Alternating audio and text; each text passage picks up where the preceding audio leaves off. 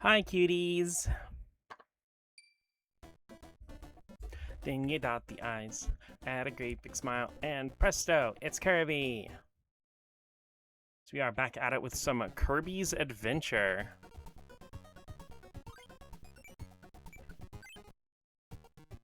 Up in the Orange Ocean. Which I do believe is actually the, second to last world. The penultimate, if you will.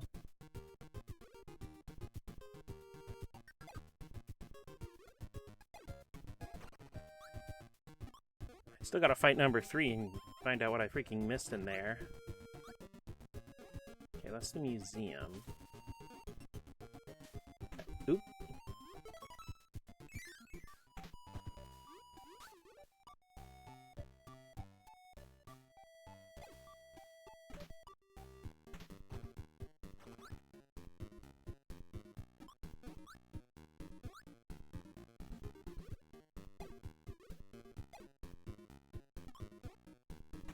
Let's do a little egg catch to start things off. Get warmed up a little bit.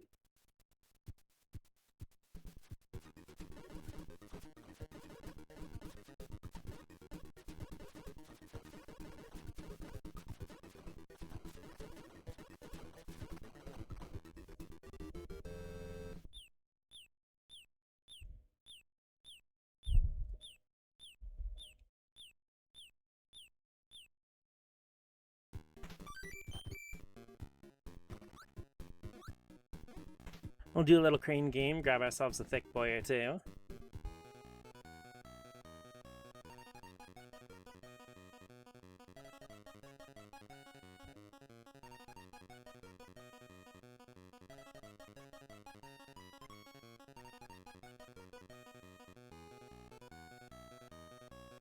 Okay, round 2.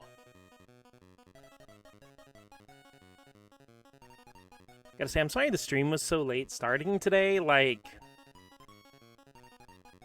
I've just had a freaking on and off sinus headache I've kind of been fighting all day. If any of you guys were at KIRBY'S stream with me, that's kind of why I ended up taking a nap. Like, and the nap actually did help, which I know last stream I was talking about, like, trying to avoid taking naps, but for me, like, a headache especially will be, like, crippling. Like, I am basically useless when I have a headache.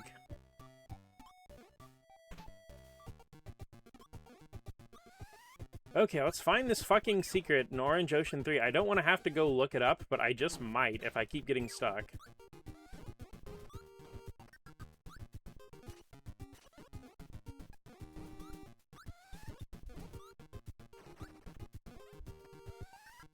Sparking!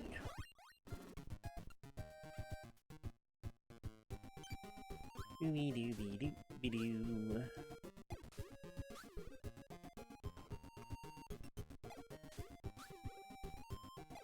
And the Kirby series just reliably always has amazing music.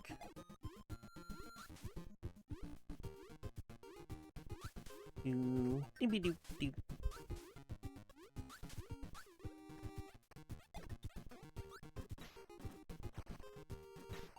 I mean, honestly, I think half the reason Kirby music gets reused in so many games is just because, like, it's all so good.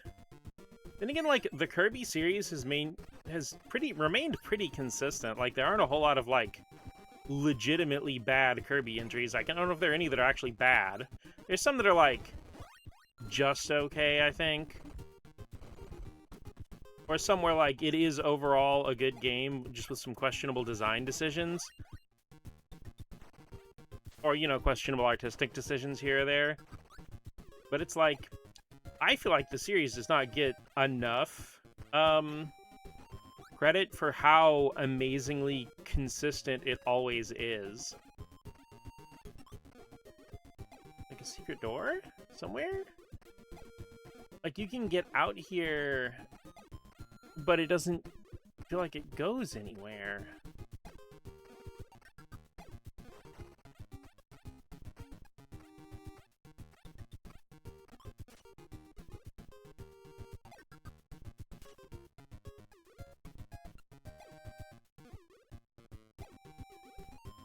you're wondering why I'm floating up, I am just trying to find if there's a secret hidden door somewhere. Usually, the game is pretty decent about telegraphing its hidden doors.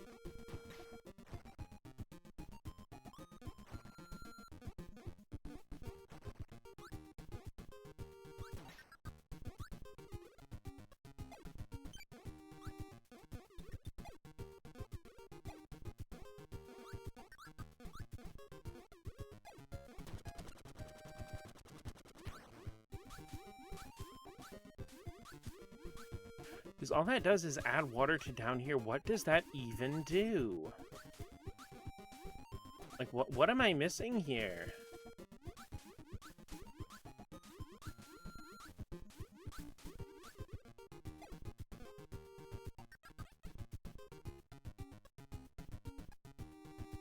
Does that change something else later in the stage?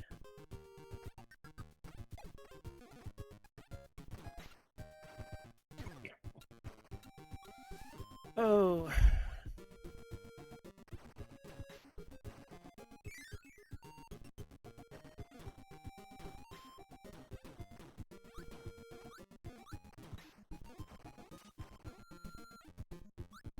Okay, we got the water down there.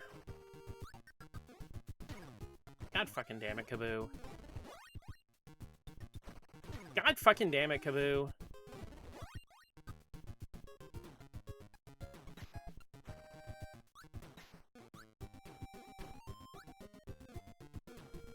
Just like hammering everything in the hope that something will be the something that does it. Going through the window. Womp.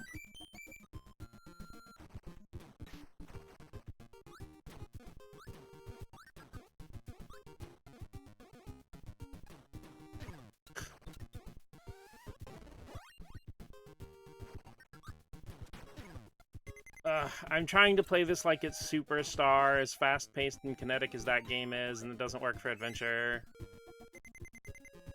Okay, we have this room, and I feel like this... Wait, did I fuck up? Okay. Thinking. Maybe I need to not... Okay, first, let's get out of here. Maybe I need to not flood the bottom.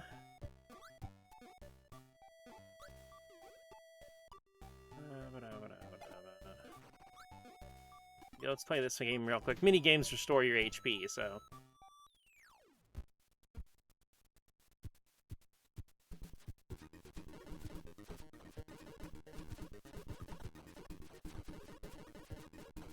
God, fuck!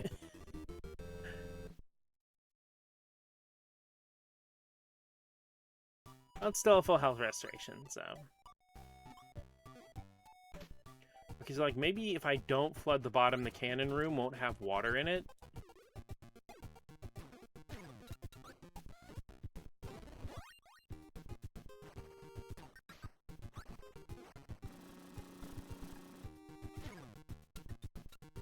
Ow.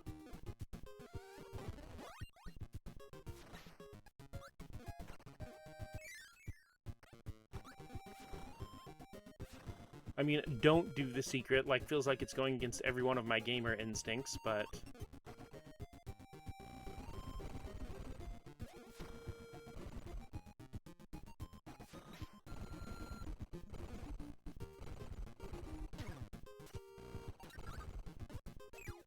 Bro, why would you do that to me?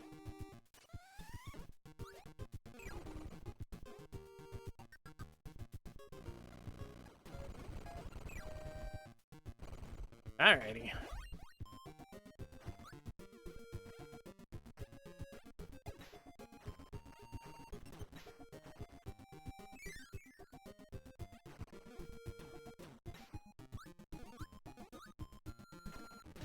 God damn it, Kaboo. I swear, Kirby's Superstar is so deeply ingrained into my brain. And Adventure just doesn't work like that. And that's okay. It's definitely a me problem.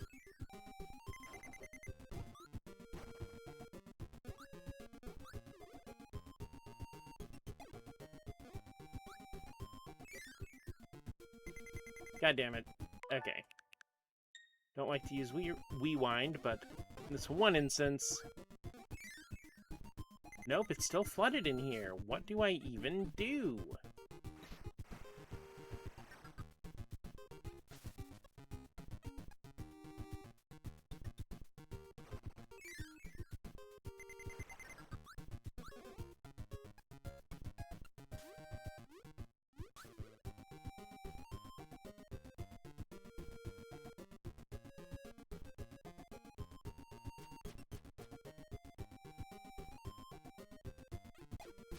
That's the entry door that brought us over here.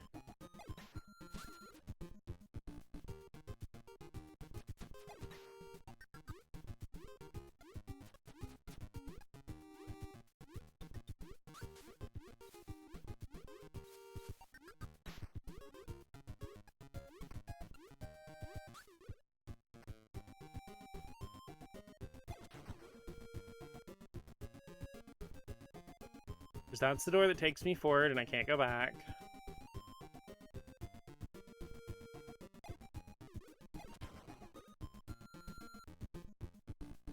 We got a secret soda.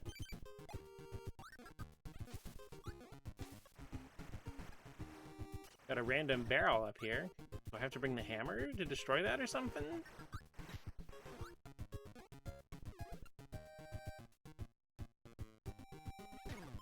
Fucking... Like, I am at a complete loss here. I feel like I have explored this stage up and down.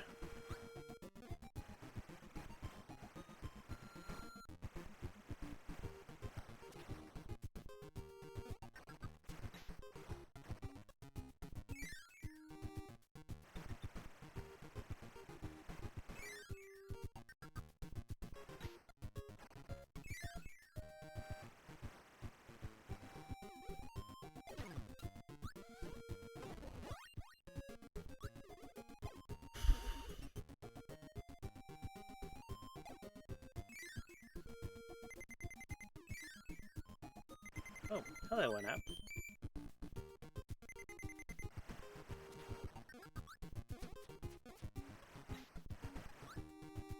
Got those two doors here. We got the one door that leads to the entryway we can't really do anything from. Is there an ability effect I'm not thinking of?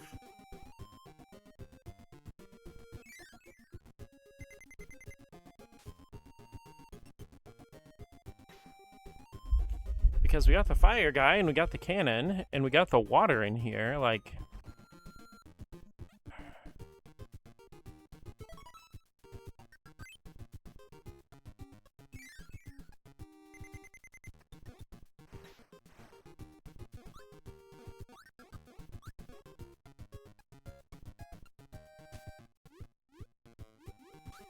Wait a minute. Let me think about something here.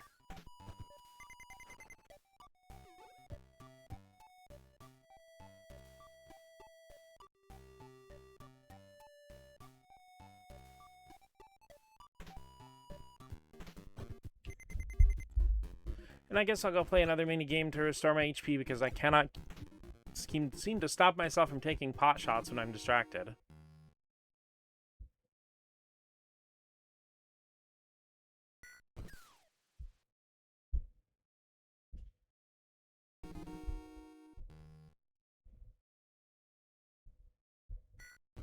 "21 frames, that's pretty sluggish.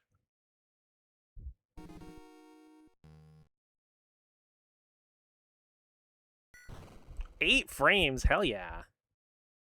I don't think I'm going to be able to repeat that performance, but it's still pretty cool. Shit.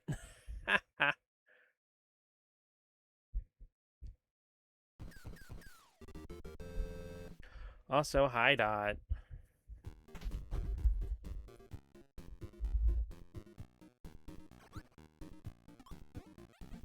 Oh.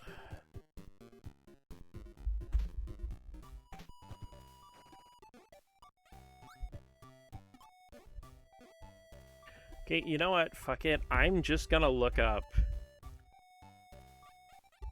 how to do it because I am not spending the entire stream trying to figure out fucking Orange Ocean 3.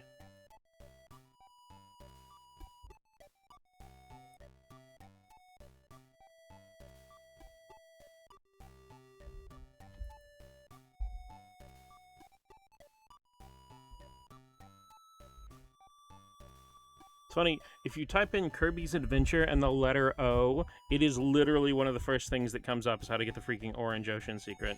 Oop, loud. Okay. Watching this to see what I'm missing. No shame in that. Hi, 7th. How are you doing today on this lovely Tuesday afternoon? You know, I realized that I think my original NES cartridge for this game that I grew up with is at 93%, and I am pretty damn sure this is probably one of the few things I missed in that first playthrough I did as a little kid.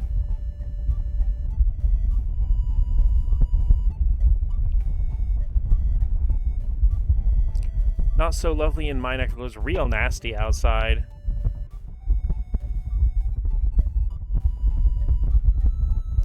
Yeah, that, and there have been outages. Apparently, my friend Jude, who...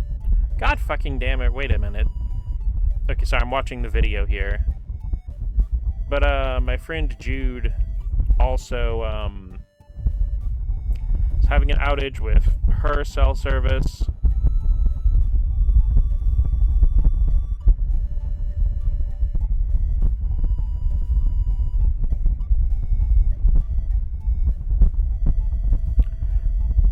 Okay, so I know the thing I need to do now, and it is very much in how the hell was I even supposed to think to do that territory. Well, actually, I kind of did think to do it, I just guess my experimentation never got that far. T-Mobile had an outage yesterday. Okay, okay, Dot, I need to use my hand again to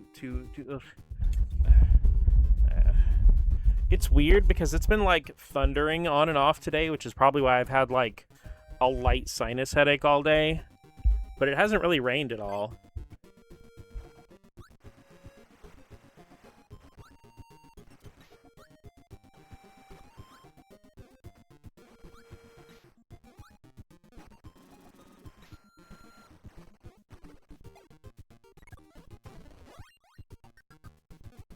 And Dot hit my microphone and muted it. Come on, girl.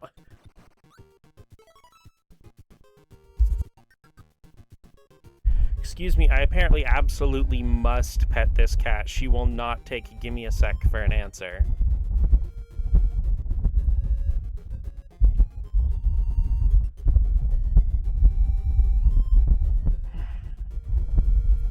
Yeah, we got T-Mobile outages, we got PlayStation outages, we got Xbox outages. Makes me real glad I can just hook up my PS1 and play Breath of Fire 3.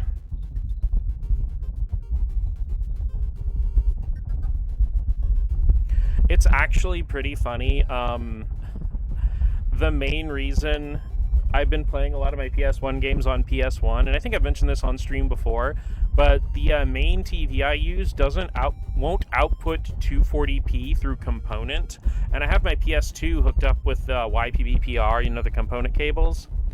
So if I play most PS1 games on my PS2 on my current TV with my setup without changing anything, it'll actually just not show any video for a PS1 game.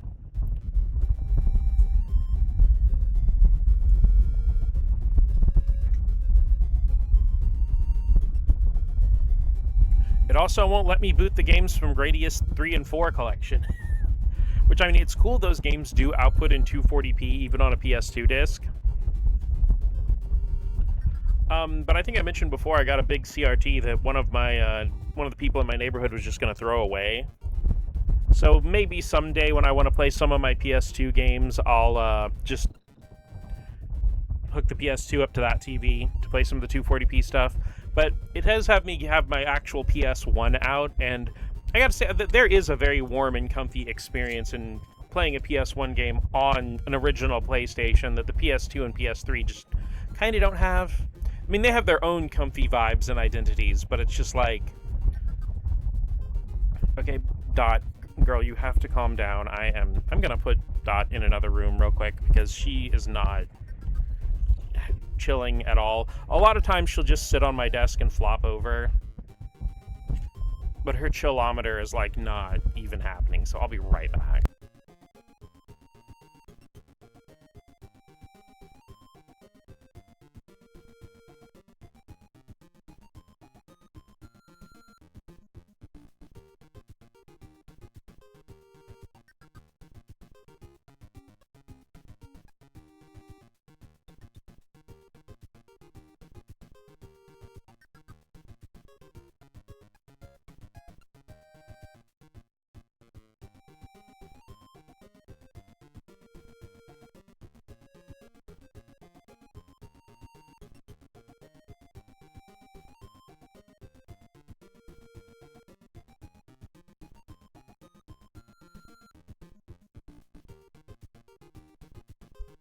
Mount on PS2 component for the 240p signal.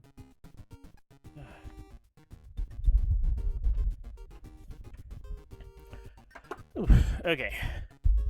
Yeah, don't worry. Dot is in her little spot with a food bowl and everything, so she is good. But for some reason, when I'm streaming specifically, because she has ignored me all day, aside from, like, you know, asking me to put some food in her bowl or brushing up against my legs. But, you know, she basically found out I was streaming and had to be the center of attention now.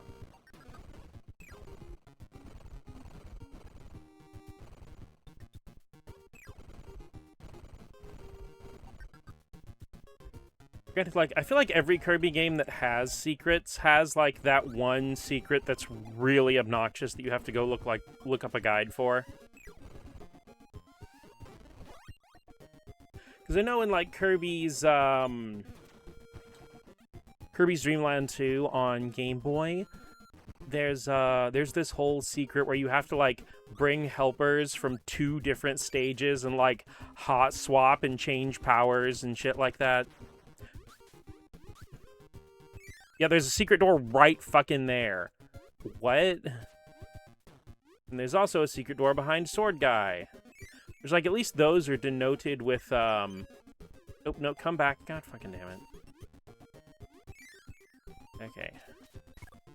Drop the hammer, literally. Like, at least these are denoted by different tiles. But, I have no idea how I was supposed to figure out... I was even walking around pressing up on everything. Okay, where does this one go? Okay, that goes back here. I guess this is the one tile I didn't randomly press up on. Oh, shit.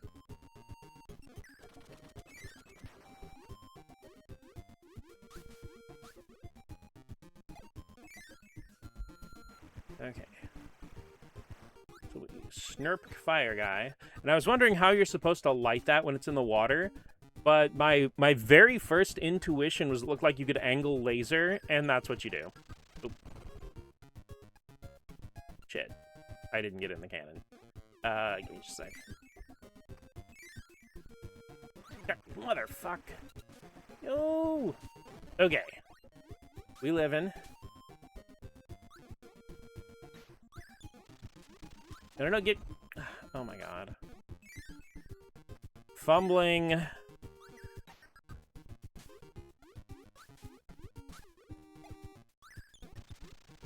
There we go. There's a diagonal corner in this game. It's 100% laser time. Yep. Okay. I don't even need to do the rest of the stage. Thankfully, this works in the classic video game style of, if you got it once, it counts. Which, honestly, like, that's one of my biggest gripes with the Donkey Kong Country, Returns duology. Is, you have to beat the stage every single time you want a secret or a collectible to quote-unquote count. Where with, like, the original Super NES trilogy and Land games, if you got it and then just hit start and select, you got it. A cute puffball also plays Kirby. Hi, Cole. How are you doing today on this lovely Tuesday evening?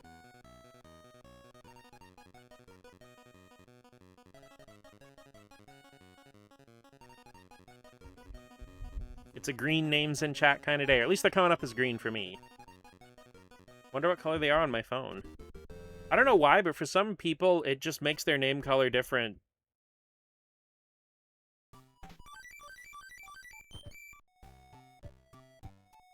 Whether I'm looking on my phone or on, like, my PC.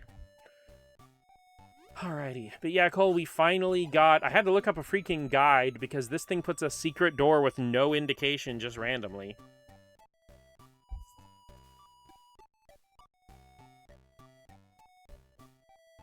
Oh, hey, you're green on my phone, too. 7th, did you, like, officially change your color to green? Tired, but well. Well, at least you're well. I've been, like, because I ended up starting stream real late, because, guys, don't think you're, like, super late or anything. I didn't start till, like, 7:40. I did, yeah. so perfect, I am green.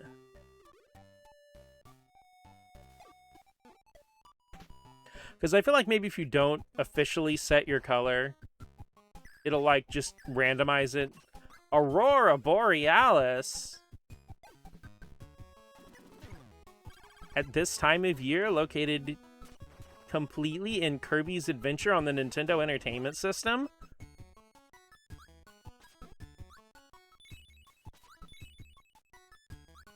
Ha! Frozen status doesn't wear off in Gen 1. Get hosed. Into the Igloo. We got a mix. What do we get? What do we get? What do we get? May I see it? No. Ugh. The old UFO to the face. No, no, no, no, don't suck and fall. Oh, god damn it. I sucked into my own death. Alas.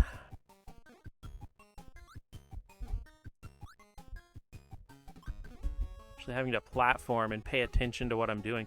The UFOs are all gone. Oh, ow, no they aren't.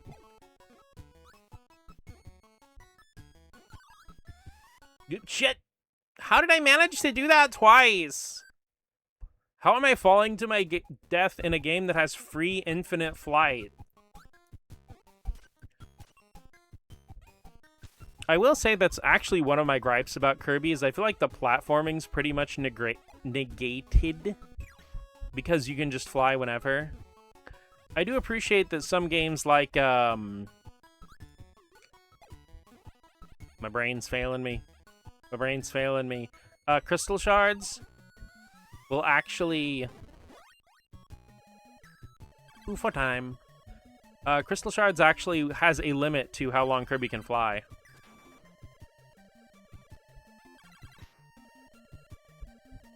Kind of like how its Smash Brothers flight is.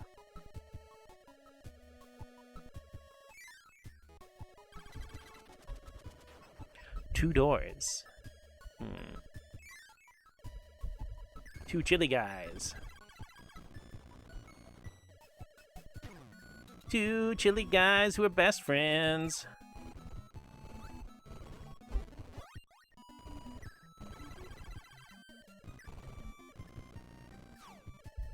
Two chilly guys slowing down the NES's processor. Honestly, I kind of feel Kirby kind of turned into a brawler that happens to also be a platformer. Superstar is definitely the one that started that. Damn, I just got, like, forcibly fucking ejected from my UFO. But I mean, like... And I think we've had this, like, semi-discussion before, 7th, is that, like... Kirby Superstar is really the foundation for Super Smash Brothers. And Super Smash Bros. Itself is a Kirby Superstar fighting game that happens to have other Nintendo characters as guest stars.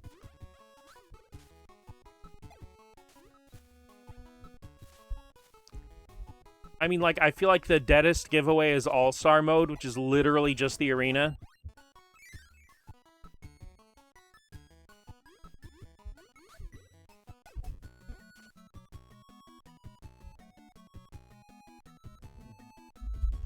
Yo, low-key, though, sometimes it's just like... Like, damn, this game's just pretty. Because, you know, this came out in 1993, so, like, the Genesis was already 5 years old in Japan. You know, like, the Super Nintendo had already been out since 1990 in Japan, so it was 3 years old. So, you know, there wasn't really much incentive to make an NES game at that point, because, like, the last NES games came out in 1994. So they really kind of just made the NES game to flex. Then again, the idea of, like, cycles and console generations wasn't really that hard-coded or normalized into the gaming industry at the time. But yeah, later NES games were just amazing. It is like, you look at something like fucking Clue Clue Land or NES Pinball or some shit, and it is hard to believe that's the same console that's doing stuff like Kirby's Adventure or Little Samson or the Flintstones games. Famicom itself was being produced like 2003, yeah. because they still did repairs on it until 2004, I think, and literally the only reason they stopped is because they ran out of replacement parts. So, like, in 2002 or something, if your Famicom had a weird issue, you could still send it into Nintendo in Japan and have them fix your Famicom for you. Just absolutely insane. Oh, it's these fucking guys.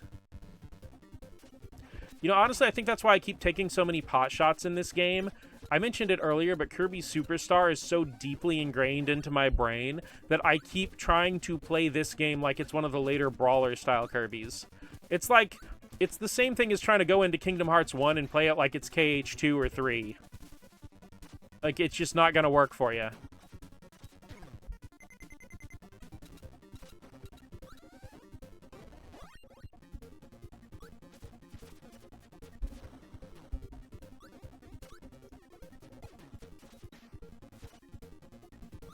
Also, it kind of totally gets me that, like, the last Super Nintendo game came out in 2000.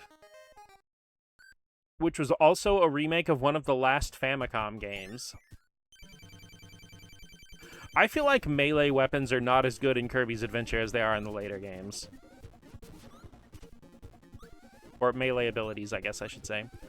But yeah, it was Metal Slater Glory, which was a visual novel by HAL.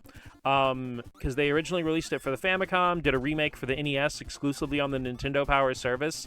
Not the magazine, but like they had a, basically you could take blank cartridges to certain retailers and buy a Super Nintendo game and download it.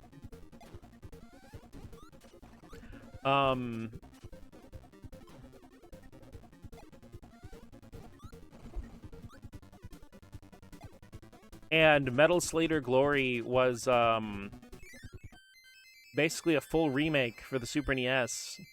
And here's the thing, Metal Slater Glory almost bankrupted HAL twice. There's a secret is every fucking stage in Orange Ocean has a secret switch? Literally every single one? Bro.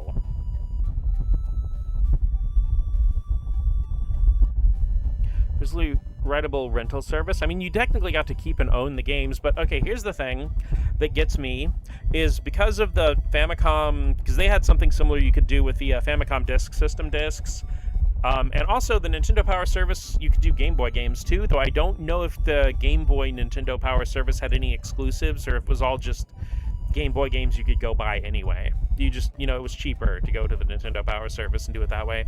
But okay. Nintendo has already solved the physical media print run issue from a cost perspective. Because all, like, okay. I'm gonna just use Xbox as an example, okay? Let's say that Xbox is like, oh, we're not doing formal physical prints except for certain games or if certain publishers want to do them.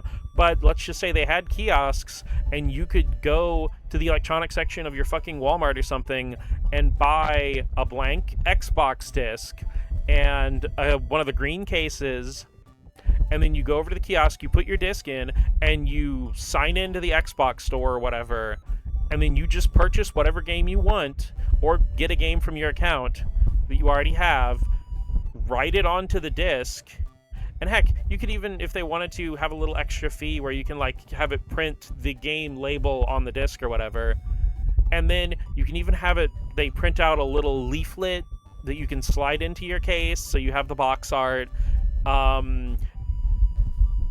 and, like, you know, let's say maybe it's $10 for this whole process. So that means if a game retails for $59.99, oh look, the physical is $69.99. So they still get the extra money because they had to print it physically. You get whatever game you want.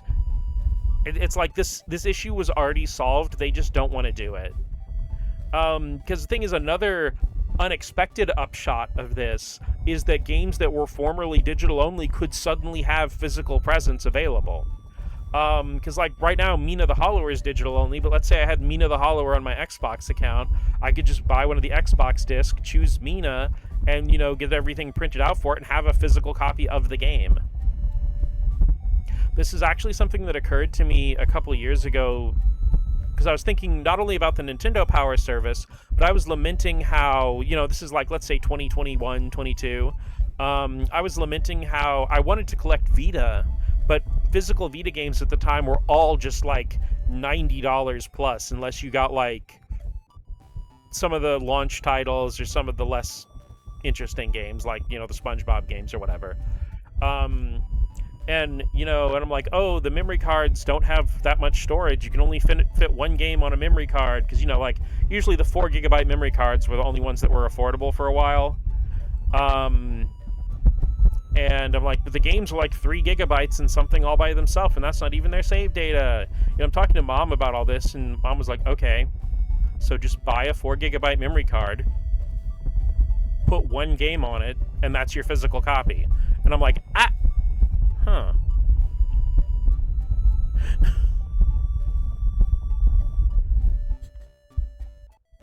I am glad that Vita has gone down to more reasonable prices lately, though.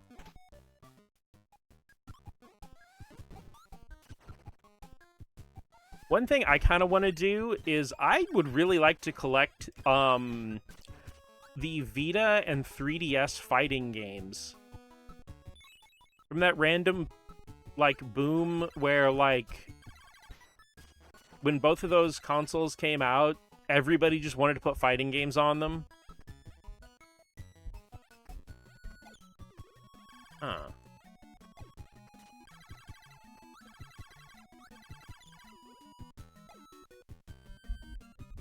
Do I need the sword?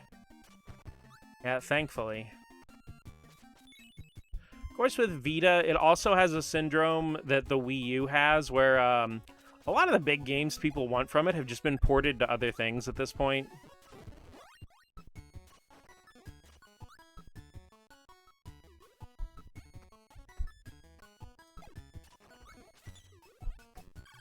It's gonna be the hammer, isn't it? I just need to go get the hammer. Most 3DS fighting is relatively affordable, save for Dead or Alive. Isn't that like an actual, just fantastic version of Dead or Alive, though? Wait, no, go back a little bit. I don't like using rewind stuff, but I'm... What did I fucking do there? Okay. Yeah, for a second it let me clip under the thing and go into the damn... whatchamacallit? Vita used to be pricier. Pretty much every major one is affordable now. I really also want to go buy, I want to get the Vita version of Gravity Rush. I actually do have it. I have the remaster digitally on PS4, because I think it went on sale once for $5.99, and I'm like, okay, my thing for buying a digital copy of a game I still want physically is I put the math like this in my head, okay? Let's say if it goes down to $3.99, right? And the physicals are like $20, and I'm like, well, okay, I don't really have $20 to spend right now, but I could spend this $4 just to play it. And I'm like, okay, would I spend $20 on this game? Yes. Would I spend $24 on this game? Yes. So basically I'm spending that extra fee to have it accessible to me right now.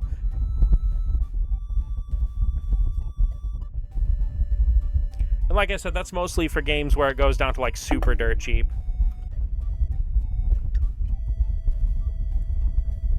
Similar thing happened with Dark Rose Valkyrie. Like, even secondhand physicals were like $50, and then on PSN one day it was $3.74. So I'm like, yeah, okay. For physical, for that's not stupid prices now, but it's starting to creep up again. I want to get Gravity Rush too. Not comma TOO, I mean the sequel. Live eBay searching in the middle of the stream, because now I'm thinking about Gravity Rush.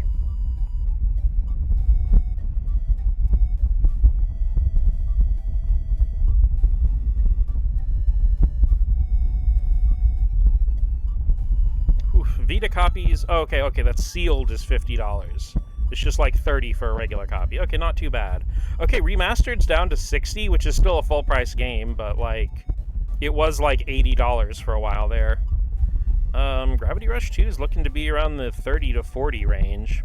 I am so annoyed by eBay listings where, like, one of them will be, like, you know, $39.99, and the other's like, you know, $24 plus $14 shipping, and I'm like, that's not actually any cheaper. Shut up.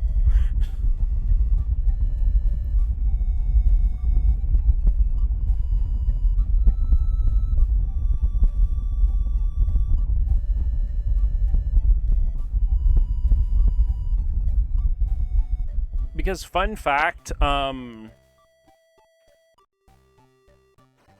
that kind of behavior kept me from using eBay for like almost 7 or 8 years. Because I remember the first time I discovered eBay was a thing, you know, it was basically kind of like a secondhand shop or thrift store. Wait, no, I went outside to get the hammer. That's why I exited the stage. In my defense, I was distracted by Gravity Rush. But, okay.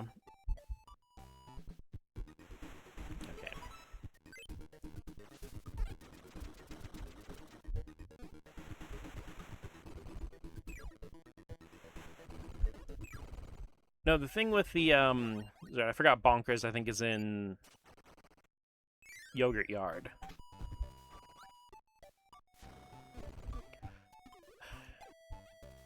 Give me a sec. My train of thought just, like, crashed into a ditch.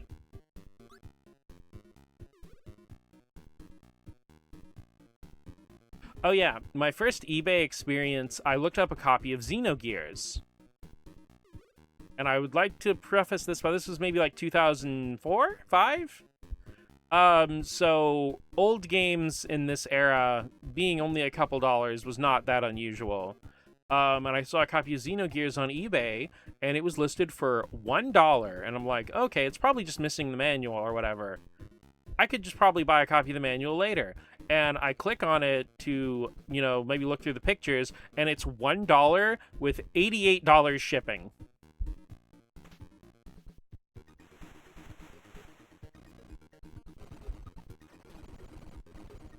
And I'm like, what the actual fuck? And I did not touch eBay again for a very long time after that.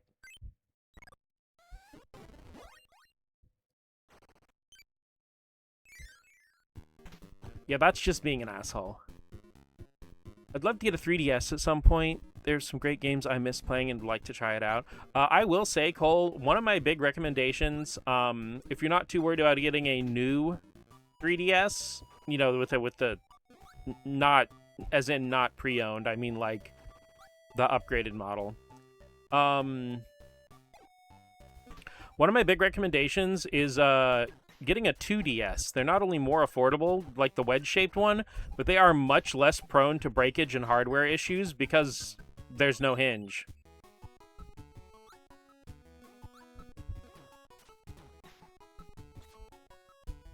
Now that was definitely being an asshole, just preying on people who use credit cards without paying attention. Just okay, at least this secret switch was doable. It is funny to me that, like, every secret block in this game is just go get the hammer.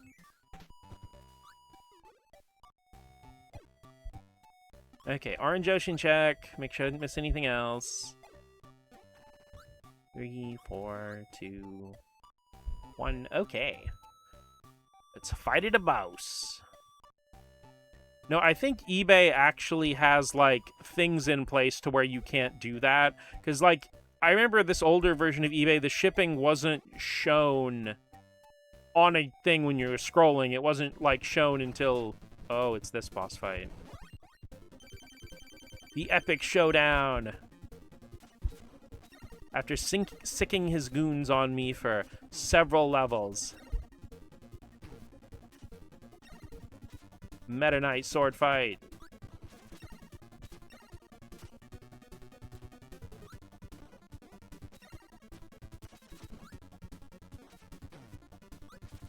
Also, this is one of the few battles in Kirby's Adventure where getting hit won't make you drop your ability.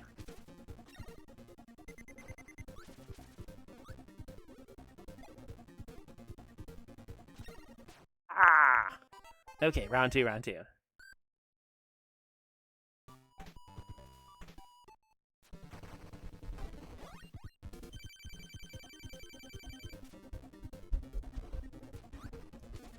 Bro, did homie just parry me? Are you the Dark Souls of Kirby bosses?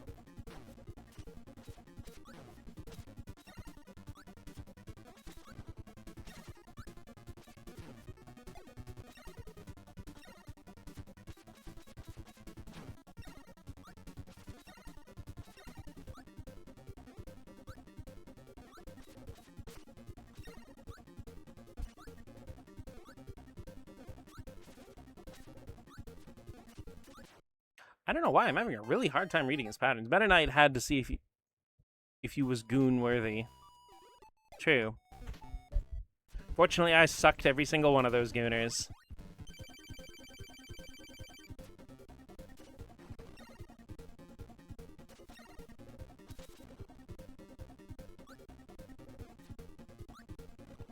Fuck.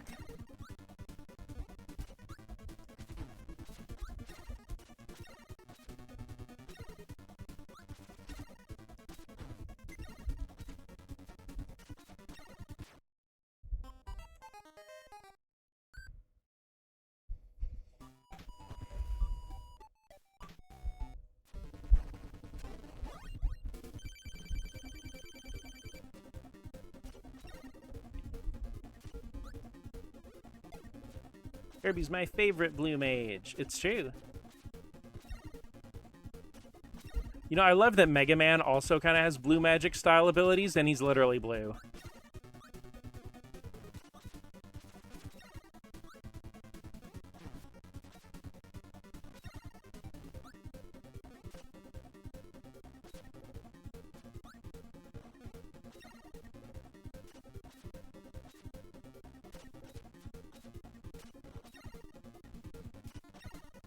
Shit. Okay, we got this. His mask broke. Wait, he looks just like Kirby. Very mystery.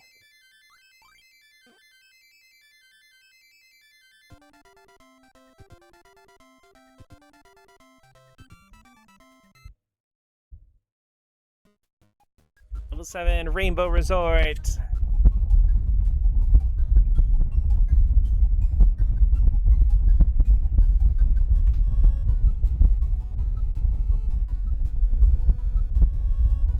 Also, fun fact with all the worlds in Kirby's Adventure, they're all alliteration, and they actually spell Roy G. Biv backward, which is like the little thing they come up with to remember the name of all the colors in the rainbow.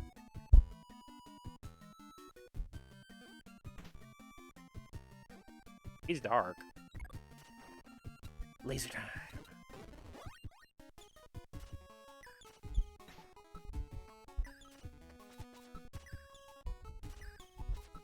Ah! My freaking laser beams! Okay, this is a slippy slidey zone.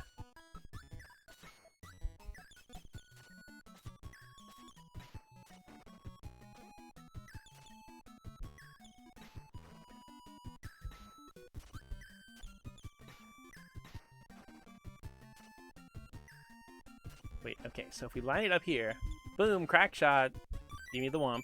Oh yeah. I think I died like 3 times on Meta Knight, so I need that back.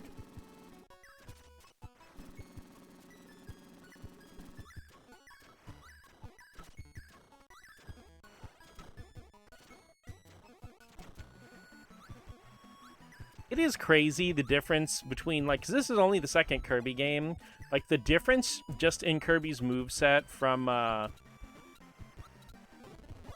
Dreamland to Adventure, because, like, with Dreamland, you could basically just duck, jump, you know, use B to suck things up or spit them out, and, you know, puff up and fly. And you can do all that in Adventure, but you could also double tap forward to dash. You can press down and jump to do a slide,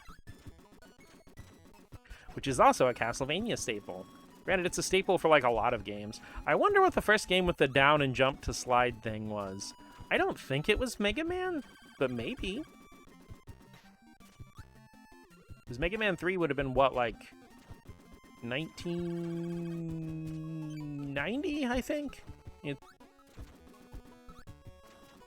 No, I think Mega Man 3 is 89. Whoa!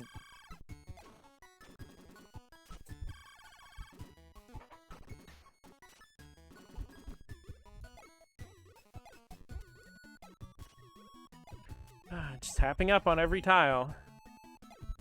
That's the kind of world I'm living in now.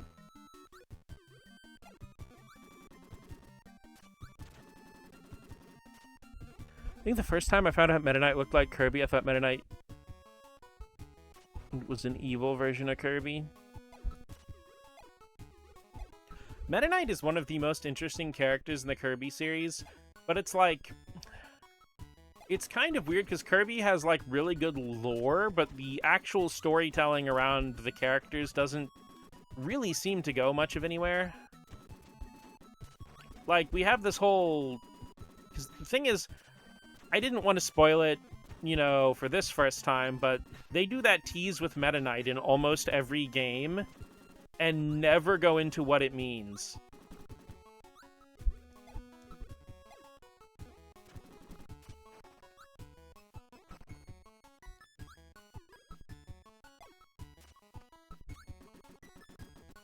I think I might need, like, beam or something.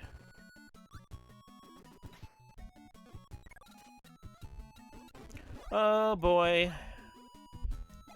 The fictional NES is lagging.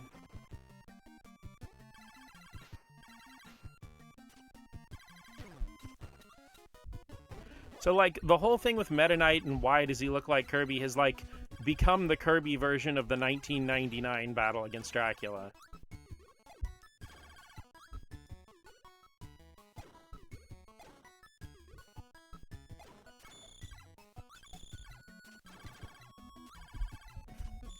Am I gonna have to leave and go fucking get Hammer here, too? The mystery adds to how cool it is. I kind of hope they never explain it, too. Honestly, it's one of those things like you want the explanation, but you also kind of don't.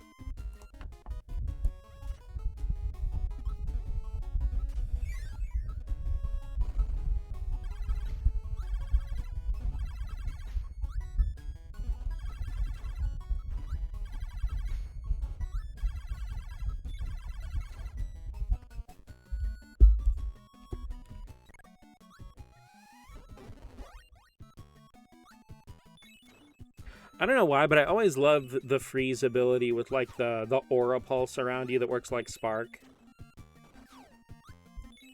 I kind of like Needle a lot in this game, too, so maybe I just like the Kirby aura pulse abilities.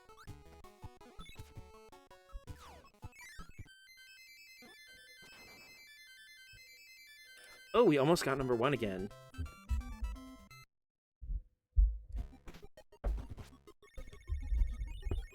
Because, you know, in, like, the later Kirby games, a lot of the Aura Pulse abilities kind of get folded into, just, you know, other abilities. You know, kind of like how the Ice ability in Superstar has Freeze and the Ice Breath. Right, there was a certain Kirby going on an adventure here. Hi, Maddie. How are you doing today on this lovely Tuesday evening?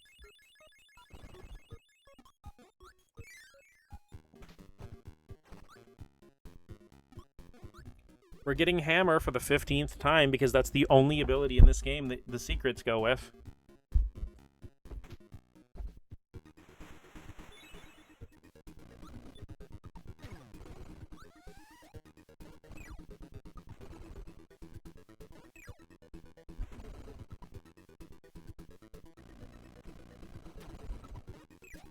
Bro, why would you do that? Fuck it, coconut to the face. I'm doing carrot. Is that a carrot?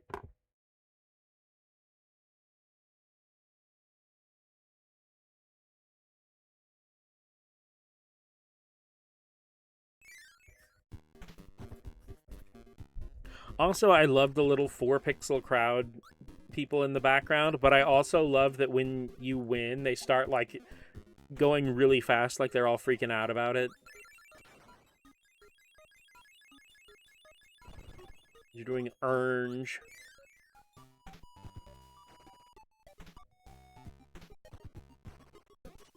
Okay, gotta not drop my hammer.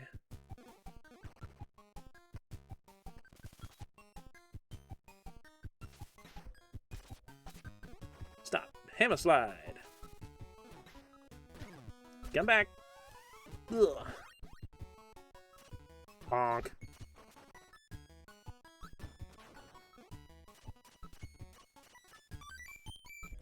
Bleep. No, no, no. Ah! This is a carrot, but a long orange. Ah, the orange.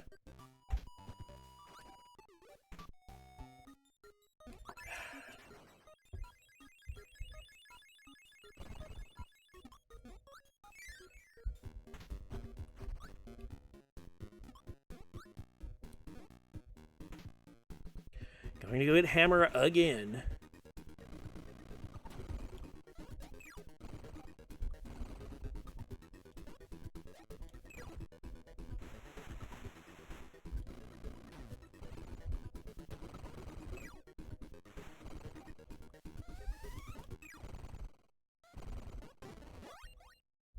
It's usually better to not be hammered on an adventure.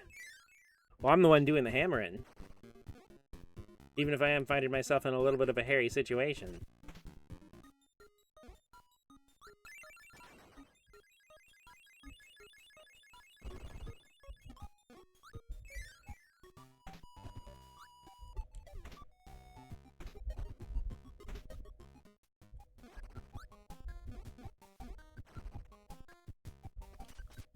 Whoa!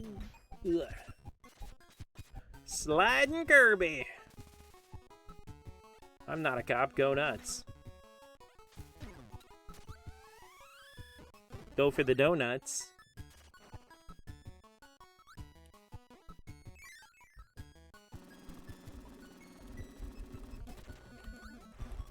Oh, no.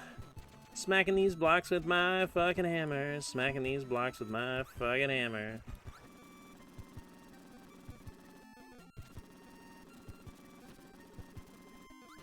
Every time you hear the hammer's disco beat, can't touch this.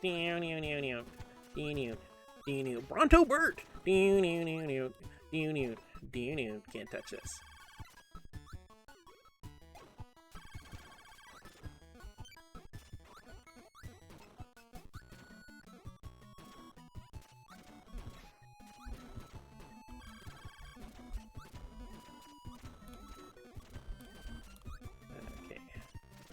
Okay, it's here in the D zone. A Waddle Dee container.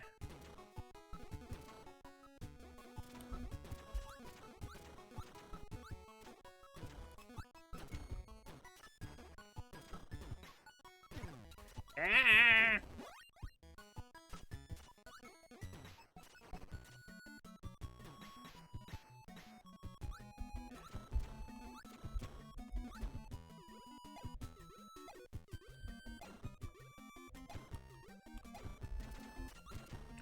Yep, that's what I thought. The answer's always hammer.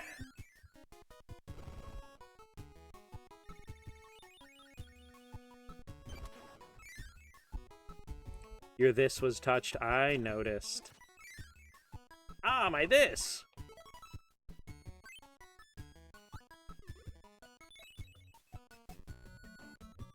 I'm just gonna ignore all this shit. Flying over the very pretty blue mountain range.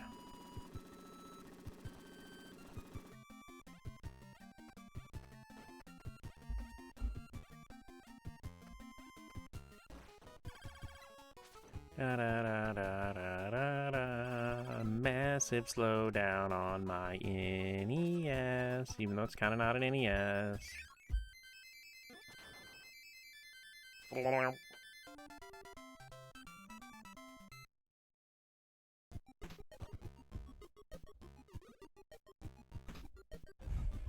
Crane fever. Use the buttons to move the crane and get a Kirby. A big one's hard to get, but worth it.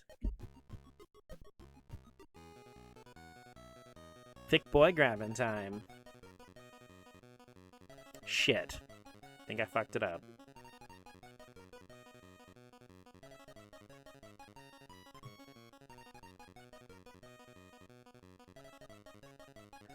Kirby's floating across the screen's full 90s screensaver.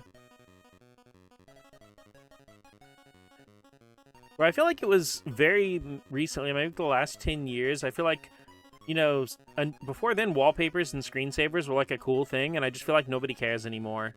I guess when you can screenshot literally anything, no bonus. I have acquired 0 thick boys. Tragic. But I remember like screensavers and wallpapers and customizations used to be like this cool, fun thing.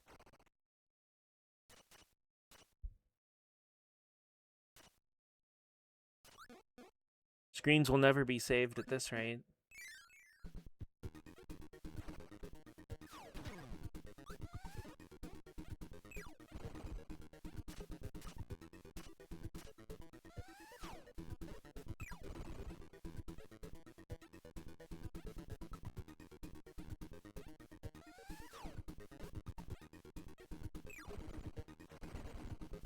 And crash time. We're climbing the tower.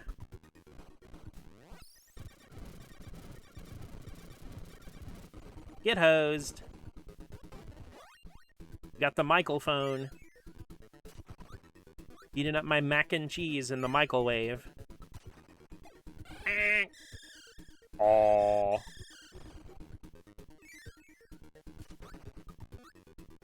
Tower climb, tower climb. Suspo. Blorp. Blarp. Hammer time. I still want phone decorations with the string and the tiny plushie on the end. Well, it's like, okay, my phone's right here. I know some cases in the last couple years have actually had a little pass-through where you could put something like that on there, put a wrist strap on there. Born just a little too late for those to be in style, and I am upset. Very understandable. Because, like, I feel like maybe up until smartphones became so commodified and necessary, which was probably, like, the mid-2010s, before then, like, customizing your smartphone or your computer, hell, even your game console, you know, with, like, wallpapers and stuff like that, was just, like, a big aspect of personalization. But now I feel like with a lot of tech stuff, nobody cares, just, like, get to the function part, whatever. I mean, you can still buy cute cases for your phones, that's nice, but, you know, it's not as cool as having a little chibi Hatsune Miku or Kirby or Pikachu dangling from your phone.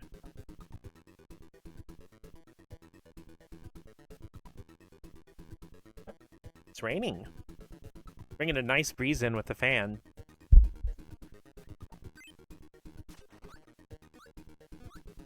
I mean, one of the biggest and most lamented things with modern game consoles is that, like, the PS5, Switch, and Switch 2 really do not give you any kind of customization. It's just, with the Switch and Switch 2, I kind of get it, because the idea with those, like, because I know a lot of people here have never used a Wii U. I think maybe Seventh is the only person who's actually had one besides me in this chat right now.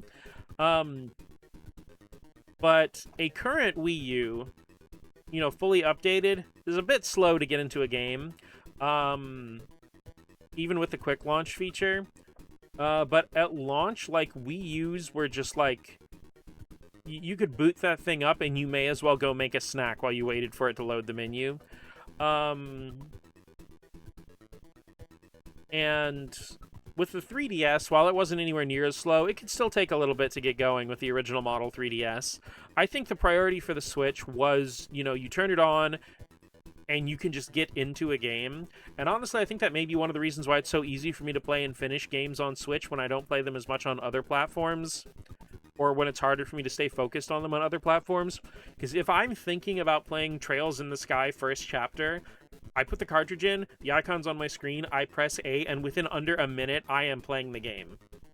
You know, even with something like PS5, which is also a lot faster than most other PlayStations, it's still going to take me longer than that. Wii U speeds are rough. I'm having a cute little Lloyd Irving dangling off my phone, darn it, right?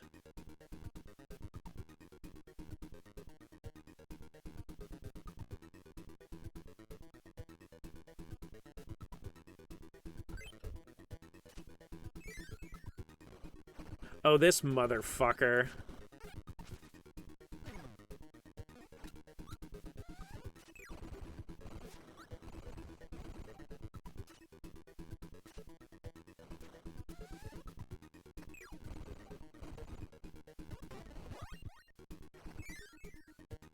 Watching shows where they go through homes and the house is just stark white with a black dining table, it makes me want to bake myself into a pie. Yeah, I mean, hey, I gotta give Mom at least one thing. Like, we had generic brown walls in most of our house when we moved in, and the landlord was actually cool with, like, Mom painting the walls, and stuff. So, you know, he's basically like, you know, don't do anything, you know, like garish or horrible. But no, she painted most of the walls in the house a nice, like, butter yellow color. And the cabinets in the kitchen have a butter yellow color for the background with teal colored doors. Like I said, everything was just fucking brown when we moved in. So it's actually nice because the house is, like, so bright with the walls and everything. I really like it. I don't think I could ever go back to living in, like, black or brown walls. I take generic brown over eye melting white. That's fair. Hi, Rain. How are you doing today on this lovely Tuesday afternoon, evening? And hey, I said it was raining and rain appeared.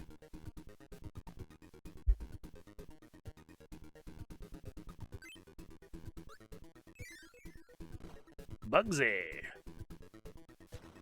Ah, shit.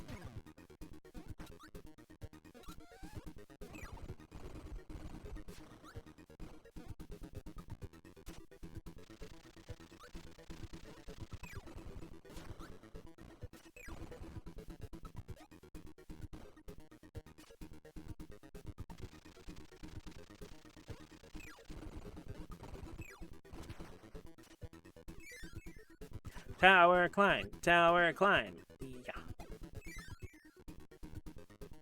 Burnin' Leo.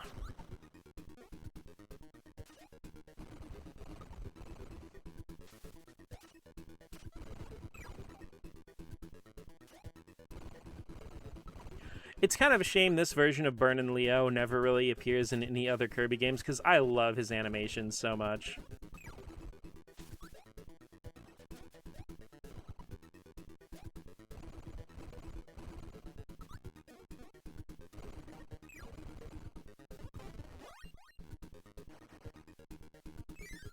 The faceplant is beautiful. Got roped into playing Deadlocked for a bit. It's what most of my day has been.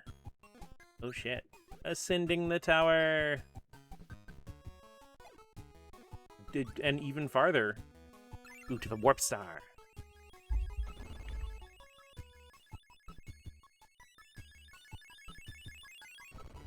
Look at all the pretty shooting stars.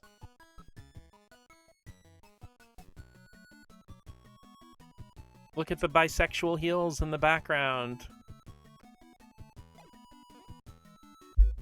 Look at the free M tomato. Uh-oh.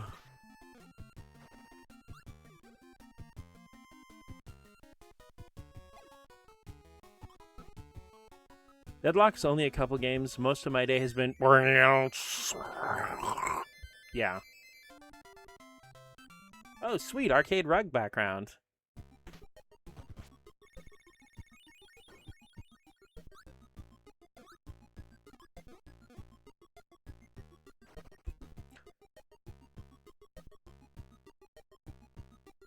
Think there's some kind of big star gun that shoots every shooting star? Yeah. Like, where did they come from? Star rod. There's a magical rod that just shoots stars. Top 10 Kirby abilities I wish existed in real life. Imagine just being able to go to sleep. I died. A Skrinky Skrunkus reappears.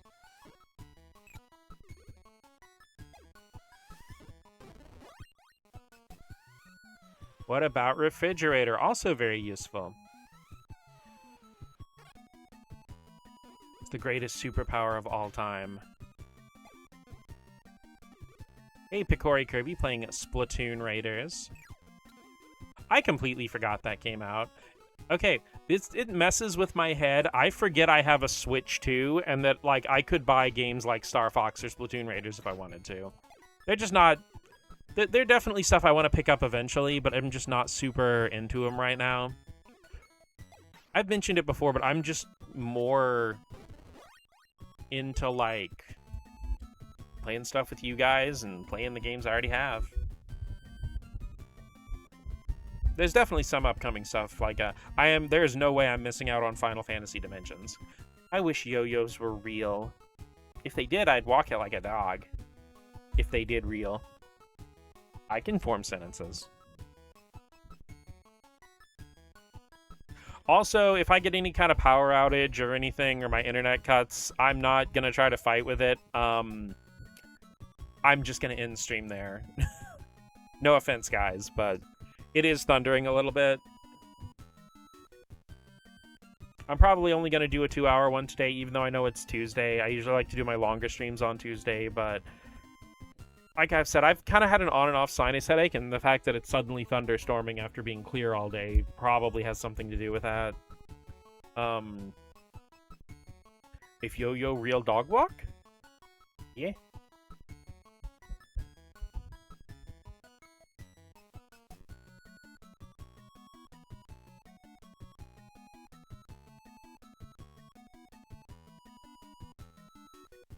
Fun to have a Mario Kart World stream one day. I am waiting to find a physical copy for $60 or less. Because I actually did want to get a, What If Get Struck by Lightning is cool, though. Considering I've had one of my PlayStation 3s be irreparably damaged by that, I'd rather not. I had Horty too. Need weather to be our friend for like at least an hour. That's what I paid for the copy I used to have. But my thing with, because I actually did originally go out to get a Switch that came with Mario Kart World, but the store was out of them, or a Switch 2, rather. The store was out of them, and I just took a regular one. And like I said, like, some of the games I can justify being $80, because, like, for example, the Breath of the Wild and the Kirby ones are like the full game and the DLC expansion in one purchase.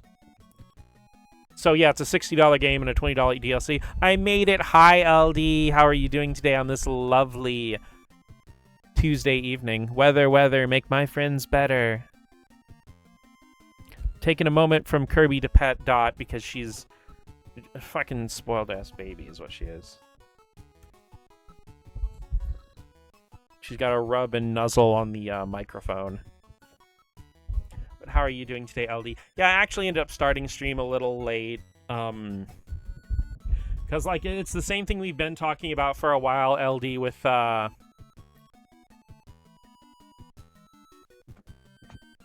I ate dinner at, like, 6, so I wouldn't be hungry when I stream. And then at, like, 6:50, I was fucking starving, so I had to make dinner, too. Kitten, what are you even doing? I'm wet and hungry, but not in the sexy way. Hungry is sexy? Well, I mean, yeah, if you're hungry for cock or pussy or third option.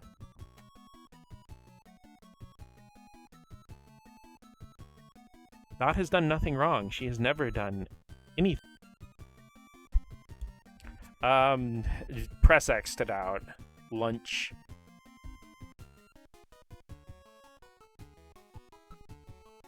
Okay, Dot, I'm going to need that hand to play Kirby's Adventure for the Nintendo Entertainment System.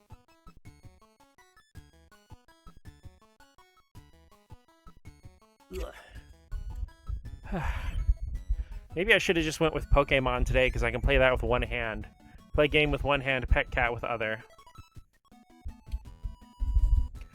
I recall Breath of the Wild Switch 2 doesn't come with the DLC.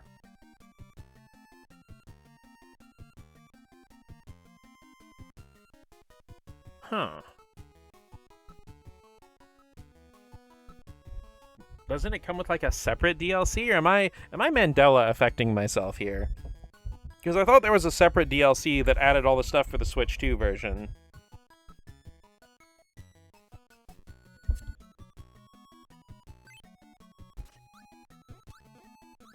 This is one of those areas in Kirby's Adventure that just kind of lives in my brain. Also, it is insane the glow-up Cutter gets later in Kirby Superstar.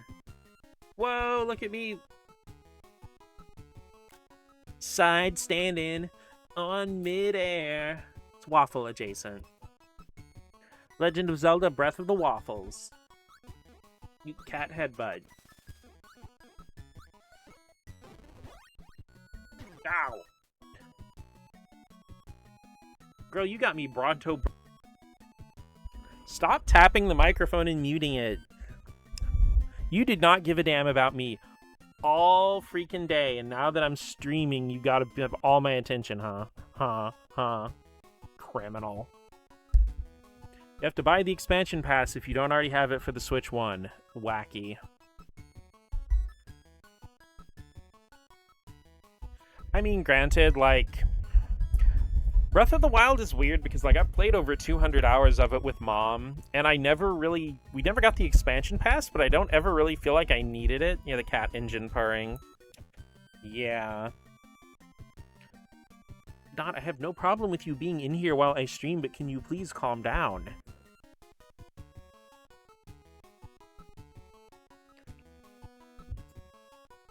Like I said, a lot of times Dot will just come in here and she will sit on my desk and relax. But it's like right now she is like unlimited headbutt works. Just walking in circles all over the place. I literally cleared a bunch of stuff off my like little desk area she's on just so her wonderfully perfect little butt wouldn't knock it all down. Okay, come on, Dot. I'm trying to curb my enthusiasm here. Ow, don't bite. Why are you biting my nose? I mean, I know why. It's because I'm not giving you all the attention in the world right now.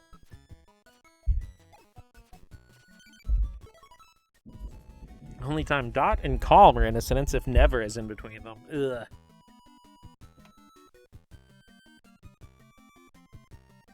Well, you're just scared of a thunderstorm, aren't you? She has her little spot in my yard she never goes past. And, you know, in the summer, she likes to be outside and just lay in the grass. Hang out with some of the outside cats. Conan just going, can't you see my audience is here?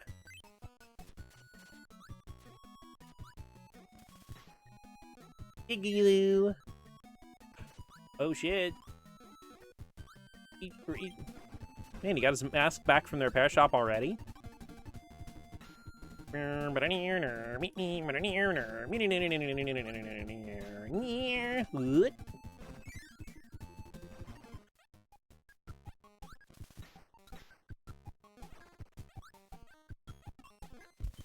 Give him the old rolling cutter.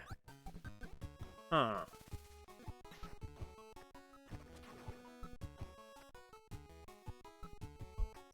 Sorry, that just felt like a good place to hide a secret door.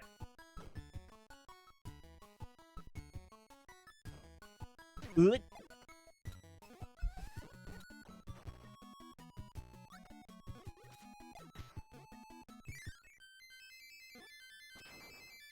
My neighbor's cat likes us so much more than his actual owners. I've gotten to the point where I'm just gonna fucking have to walk him back to his house. Okay, so 3 didn't have a secret area. Sorry, Orange Ocean got me tripping because every single stage in Orange Ocean has a secret switch. Yo, look at the big-ass Sonic CD flowers. Ball. Fuck it, we're a ball! Yo, why are the enemies so dark? Ah! Got peepoed to the face.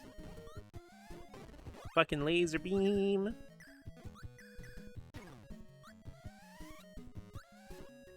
Yo, I am getting dive bombed. What is going on with the enemies in this half of the game?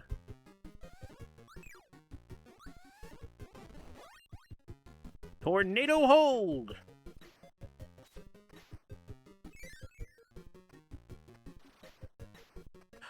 Everything's so pretty in this area. This is the vibe I'm gonna make my my bedroom. Gonna have fucking lollipops and donuts on the walls. Fuck it, we ball literally.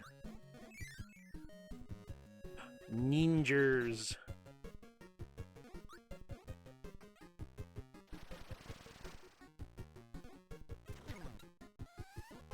You know, maybe while I renovate my house, I'll turn my old bedroom into a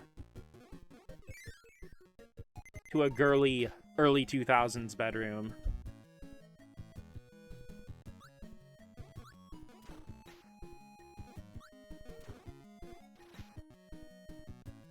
Oh, it's star and feather aesthetic. That'd be cool. Green.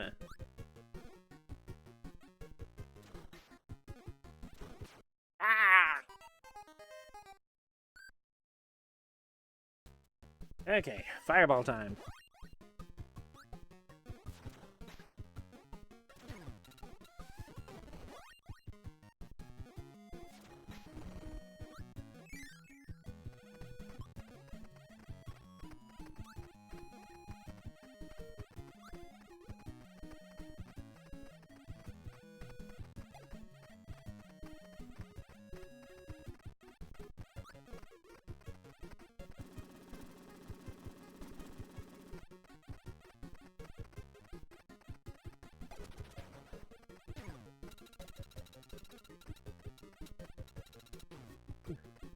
They got me hidden door hunting in every crook and nanny. Oh look, my room. You'll never guess the vibes I'm making my room. Is it Zoroark and Shadow the Hedgehog?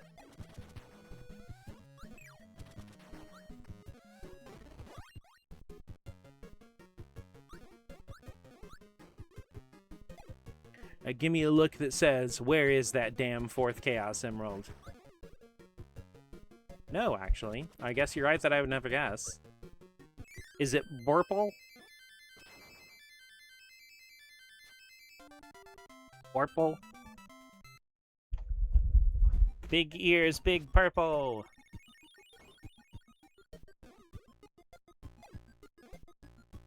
Is it quiet and soundproof?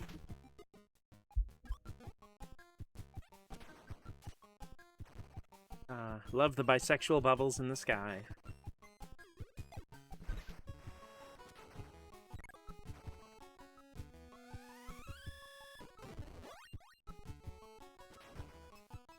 Purple with clouds and rain. That does make sense. Blech. Who knew standing next to an explosion would hurt you? I should have gotten into a fridge instead.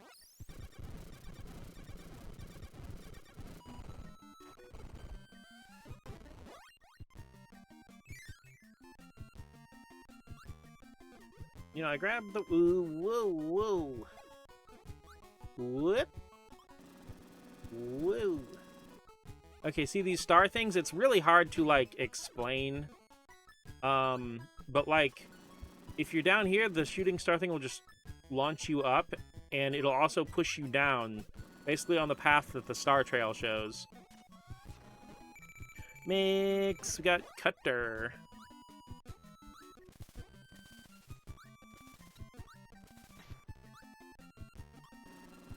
Whoa, whoa, whoa, whoa, whoa, whoa, whoa, whoa, whoa.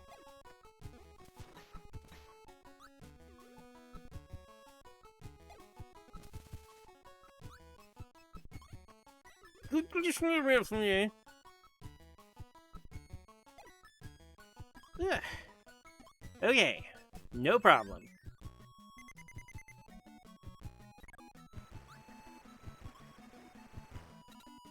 Fire.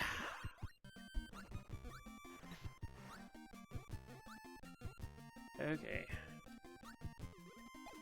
First, let's grab this soda.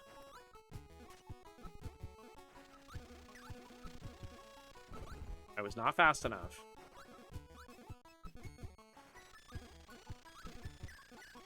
Do I need to use laser instead? Come on.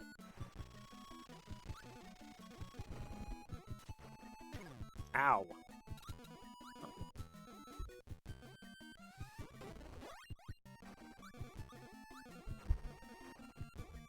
funny how much I love Trick and him being a fox, but I just like feather and bird stuff a lot.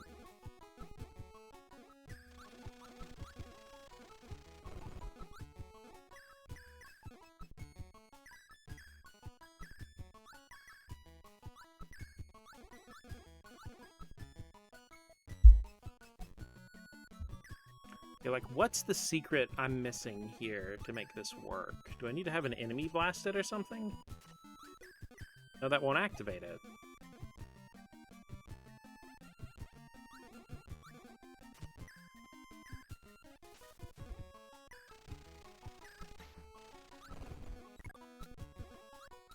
Okay, I guess let's... Jesus, fuck!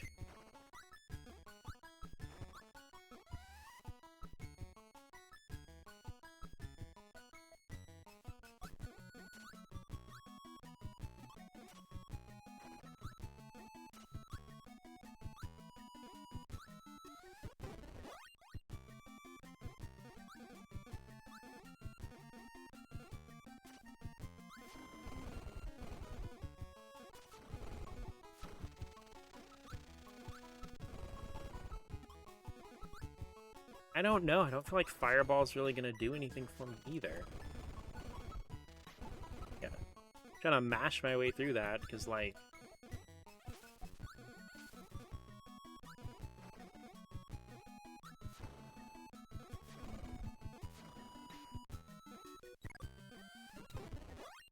I do absolutely love the look of this background, though. Pinks and the purples...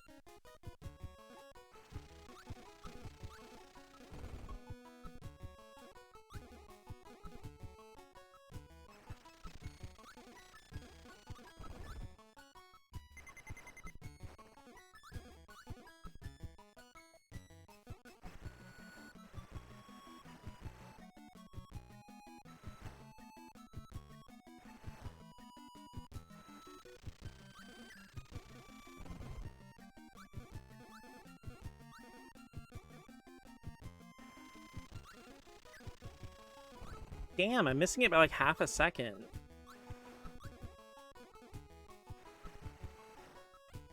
Because the laser goes straight ahead, so the only way to hit it with laser is to be right here.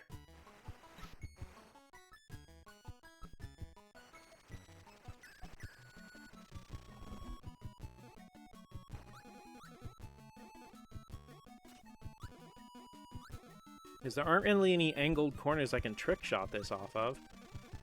Just gotta be fast, I guess?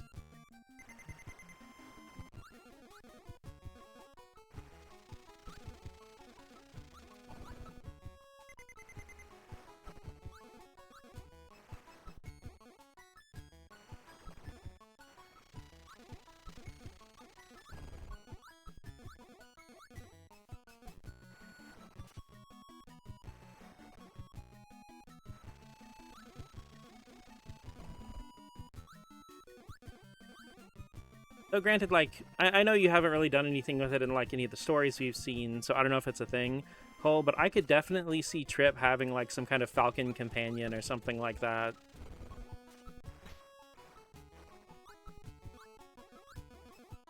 So that's the exit door.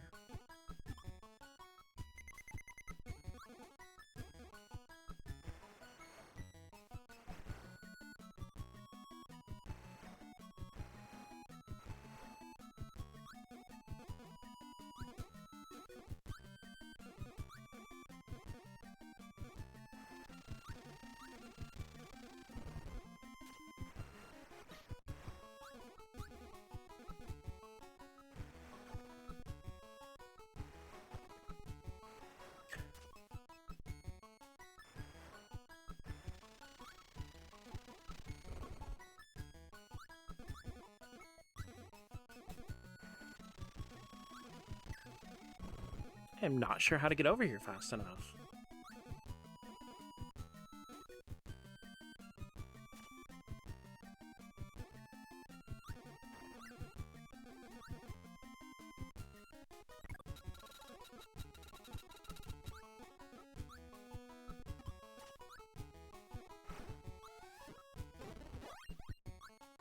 The block looks breakable, but you're not given the tools to break it.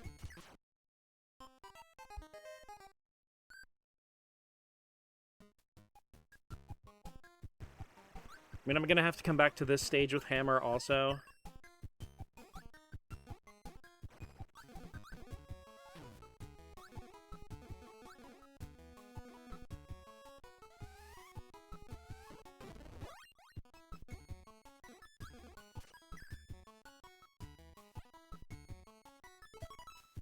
Well, let's finish the stage, and we'll do what we always do and come back with Hammer. I think maybe Fireball could break it, but that didn't work, yeah.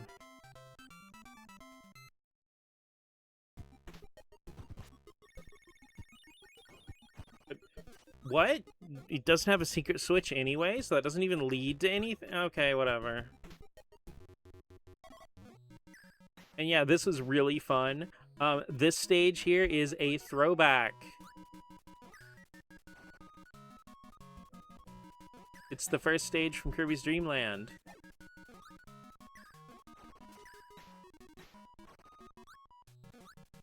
A little bit truncated, but it's still really cool. Even has the music. Secret's lame.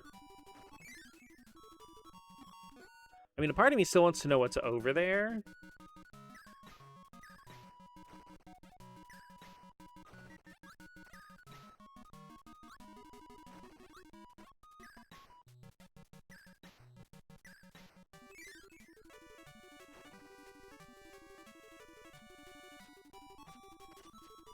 It is really funny to me that Kirby has been doing, like, deliberate throwbacks like this since the second game.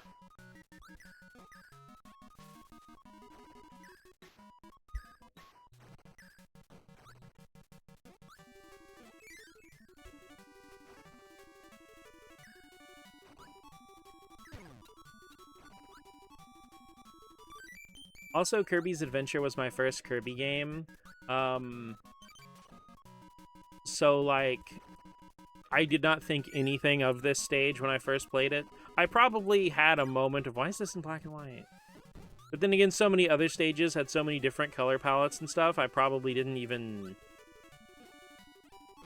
consider it anything weird. I love how this has basically taken us through, like, 3 of the stages of the original game.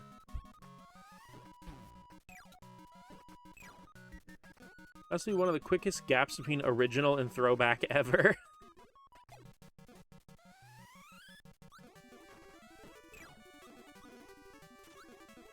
Oh, that's right, because this came out the next year, so...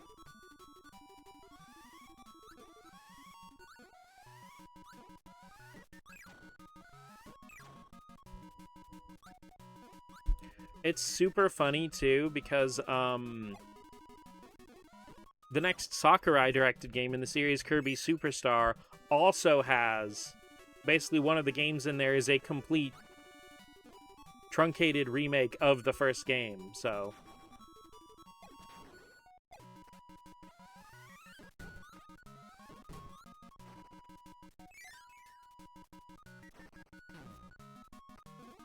Granted, apparently Sakurai designed Kirby and everything when he was, like, 19. So, I kind of get it, because if, you know, I created something that was, like, an international super multi-million selling hit when I was that young, I'd probably also just be carrying that with me for my whole life.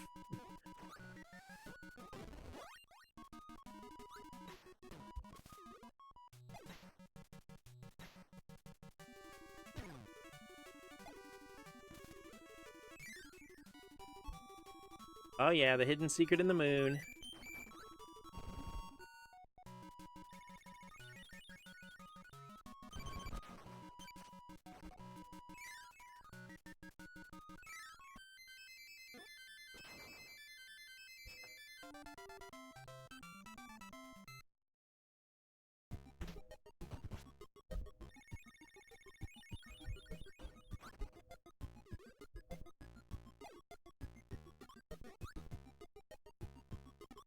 Oh wow, so the crane game's the only mini-game. After shoveling food in my mouth, finishing up a chibi to post, I am now properly here. Hooray!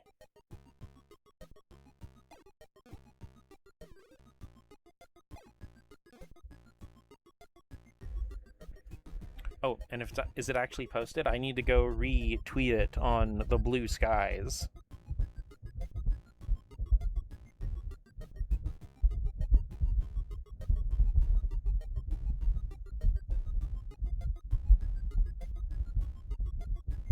Everybody must see LD's gorgeous art. I'm so tired I didn't even cut up my chicken, just ate it caveman style.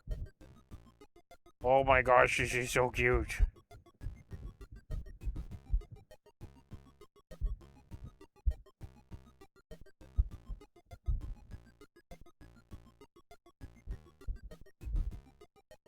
Okay. Well, that gave me a lot of serotonin. So let's fight the final boss. Maybe? Because I know this is the last stage. LD are so fucking cute. I mean, Rain, both of those sentences are completely accurate.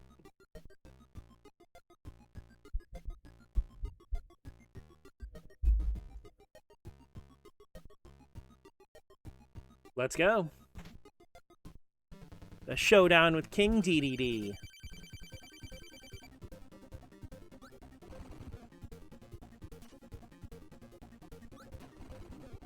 Oop.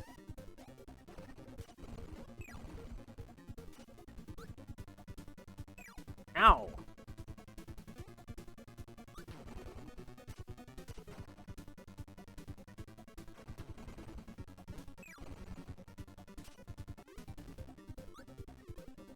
Bro, are you copying me? Copying people's okay when I do it, but you shouldn't do it.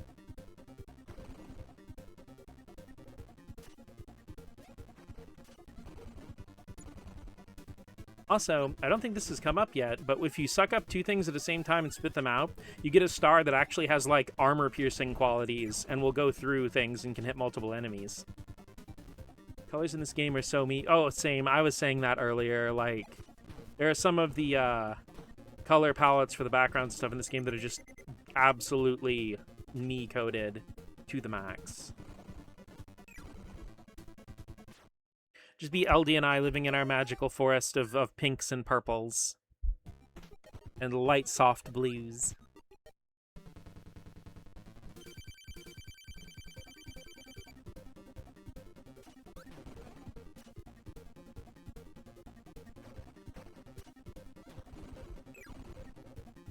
Ah!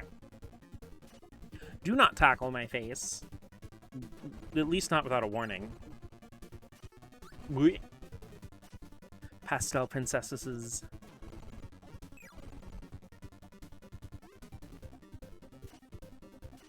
Boom. Boom. Ow.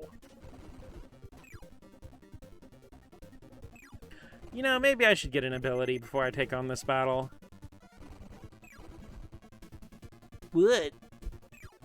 I forgot DDD actually got hands. I think he's a great example of a previous game's final boss as a penultimate boss. Shh, that's supposed to be a secret. Even though it's, like, one of the least well-kept game secrets.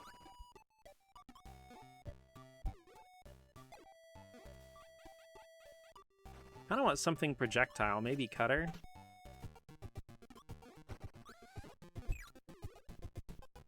Because, like I said, melee abilities are freaking amazing in Superstar and onward, but I feel like for adventure, you kind of want to go with projectile abilities. It's okay. It is a wonderful trope, though. It's very well done.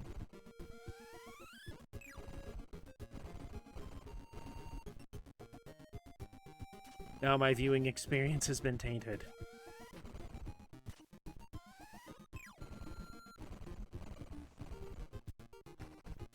And yours can be too, right now on viewataint.com.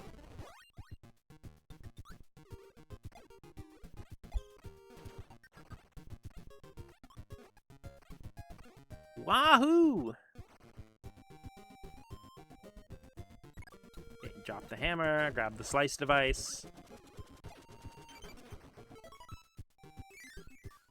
I love being able just to exit a stage and keep a thing.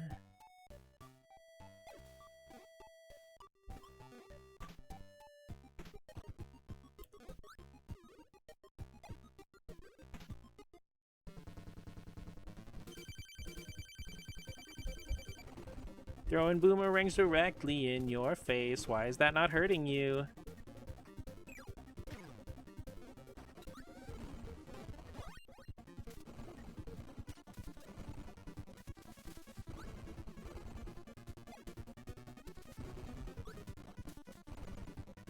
Ah!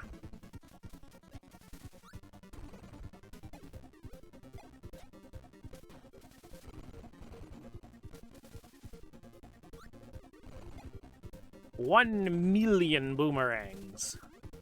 Where does Kirby keep all of them? No one will ever know. I mean, granted, when you can inhale things multiple times your size and just digest them, I guess you just have space. Maybe it's like Lion's Mane from Steven Universe. Which makes you wonder, would the inside of Kirby have breathable air?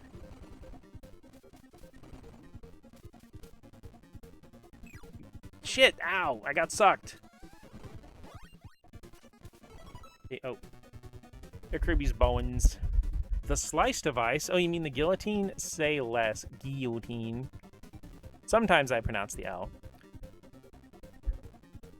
Uataint.com reminded me, you know that on the Sanrio wiki, Pom Pom Purin's charm point is listed as his anus because so it says quotation marks not culturally taboo in Japan. No, not sex words, my only weakness. How have you survived in my chat this long, Maddie?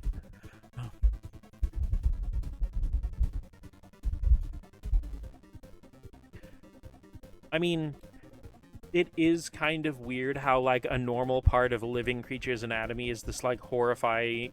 a thing people treat with, like, horror and forbiddenness. Felt different. I kind of figured. Ah! Lick. Get DD destroyed. It was also amusing me. Level 8, the Fountain of Dreams.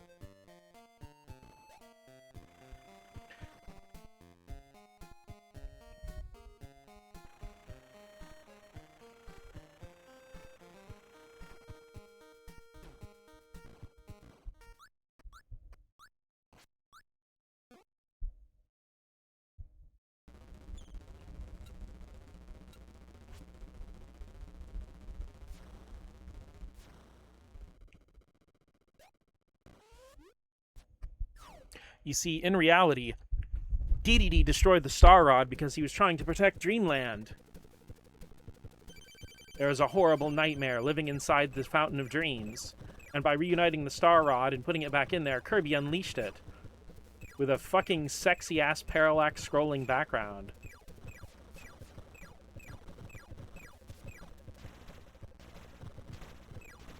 And now we're a shmup. Shooting our stars at the start. Also, I love the Star Rod icon on the bottom, by the way.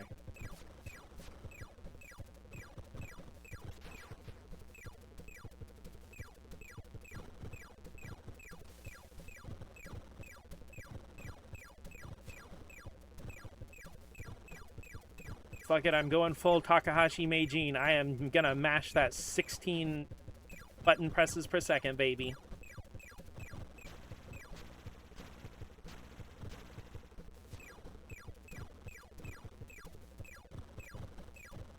I am so distracted by how much I love the background.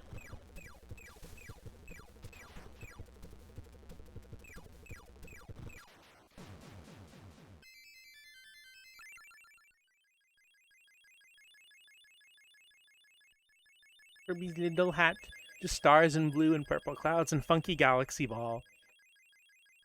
Trapped in this scene forever. Oh, it's so perfect.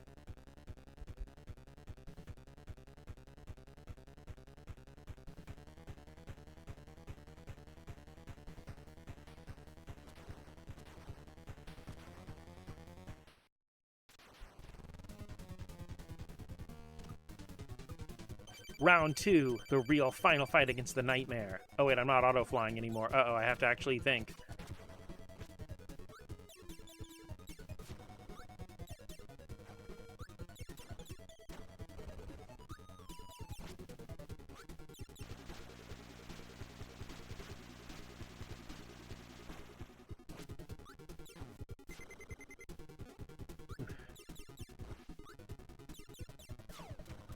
Ah!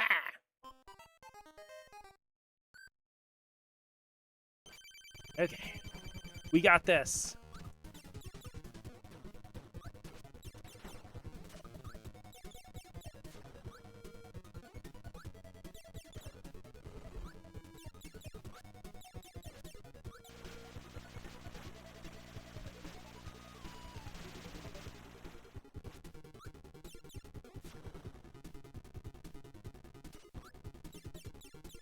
Love this final boss theme so much. Oh, it rips. It kicks so much ass. Ugh.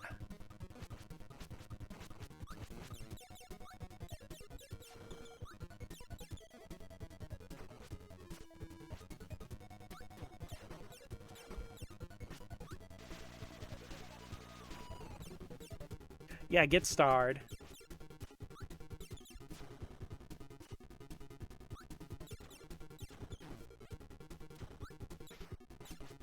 Damn, missed my shot. Because he's only vulnerable when his cape is open and you can see, like, the rainbow parts flashing.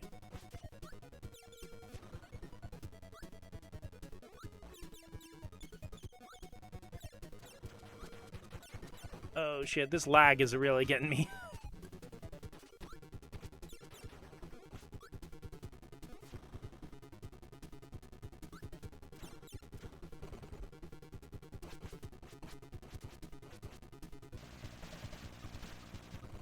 There we go.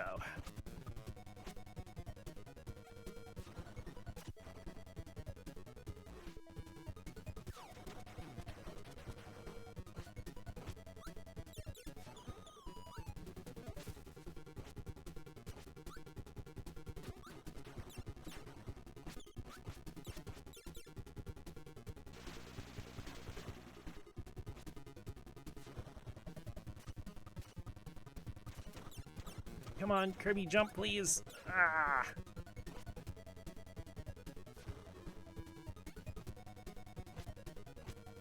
If I was playing this on an actual NES, I feel like there'd be smoke coming out of it right now.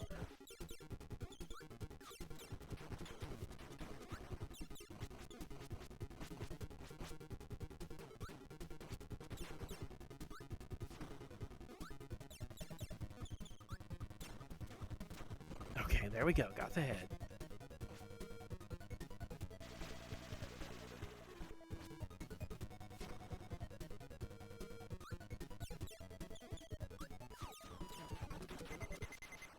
Boom!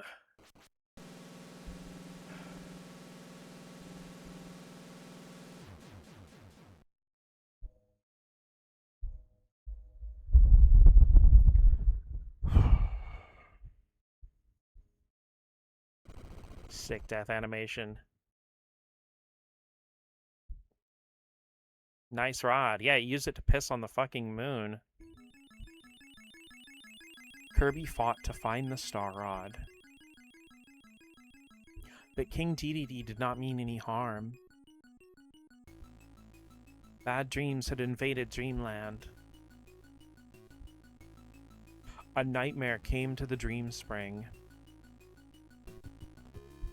and tried to cause pain to the people. Dedede foiled the nightmare by hiding the Star Rod from him. Dedede helped Kirby beat the nightmare. Now everyone's dreams will return. Tonight, Dreamland will sleep well.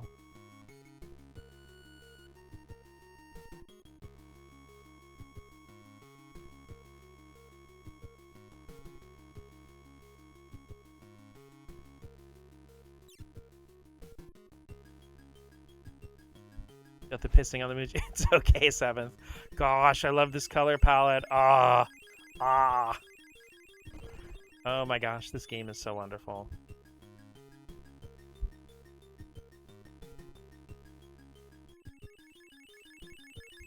Bye, Kirby.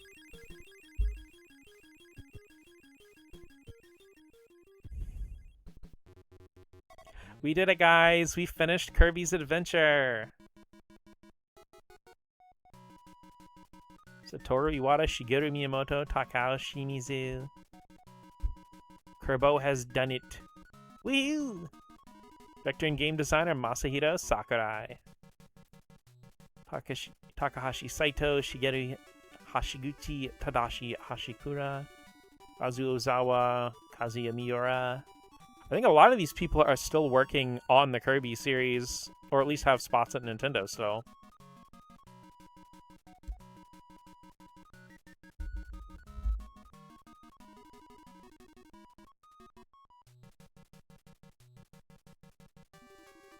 It's almost like, you know, if you keep your talent on board, you'll get a consistently quality product or something. Imagine that idea.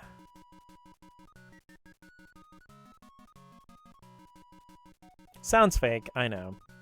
I just like making stuff up. Jun Ishikawa. Hirokazu Ando. Satoshi Mitsuhara. Hidetoshi Seki. Seika Abe. Shingsu Atsushi Kakuta. Yoshihiro Sakai. Hideki Fuji.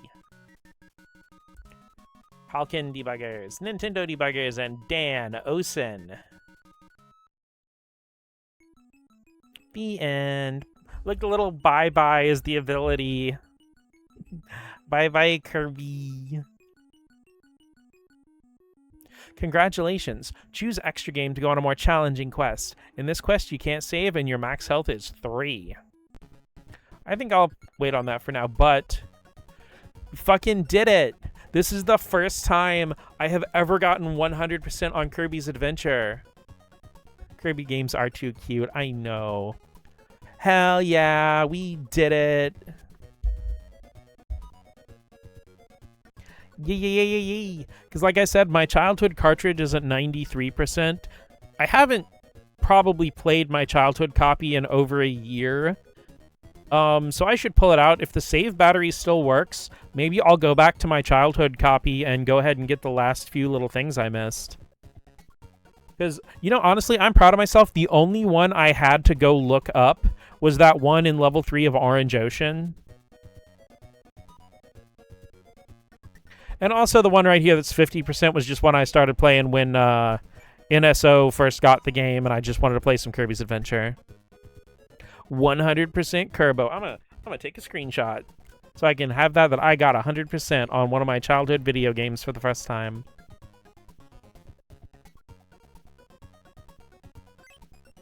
Oop.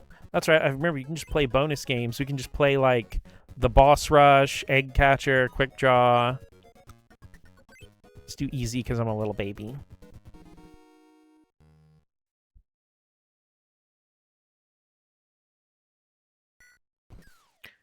"29 frames. Wow, that was super lame.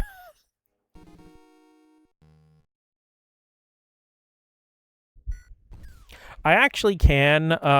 It's not consistent, but I have been able to get like 100% on Quick Draw on like original hardware on a CRT. I'm not trying to just blame the lag frames. I'm sure it's doable on Switch or other emulators. Ooh, challenging Crane Fever.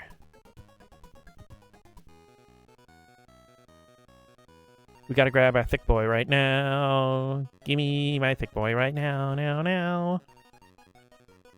Ooh, he getting pinched.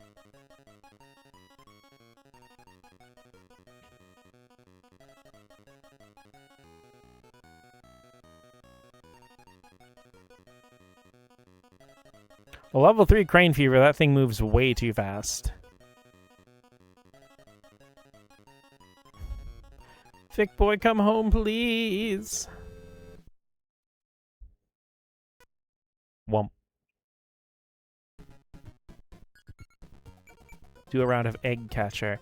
Let's see what... Also, I never noticed that the little stars on there tell you, what difficulty it is. I just completely did not pay attention to that in the main game. I'm sure I've noticed that before, but it just left my brain, like when I was younger. Ow! Nailed it. Yeah, that is one thing I love when a game, after you beat it, it just lets you do whatever. It gives you free reign of the game. 3 egg, wow. 3 eggs in this economy?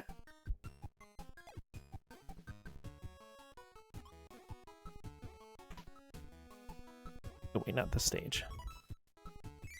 It's like $8. Okay, this is the tower. You know, honestly, this is a pretty well done, like, final world, because you get, like, that mini-boss tower, and then, like, one of the later stages is, like, the throwback stage.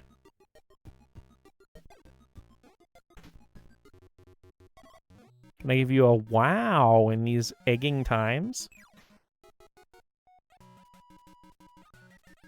Weird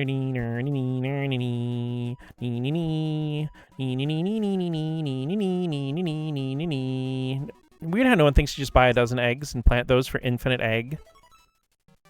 Shh, Maddie, you're not supposed to tell people that. We can't let the egg police know that we know how that works.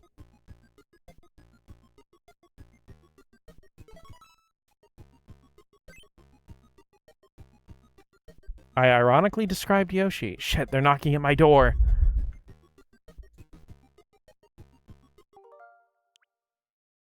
Okay, one thing I'm gonna do is I'm gonna create Suspend Point and say goodbye to this one from December 31st, 2019. Because I am terrified I will accidentally load it and delete my 100% save. Because that's the thing, like, because, Maddie, I don't know if you were there for KIRBY'S stream when she was playing Super Mario World with a save state, but she loaded an old save state and just lost, like, a ton of progress. Because once you load that save state, it overwrites what you were doing, even if the game has in-game saves.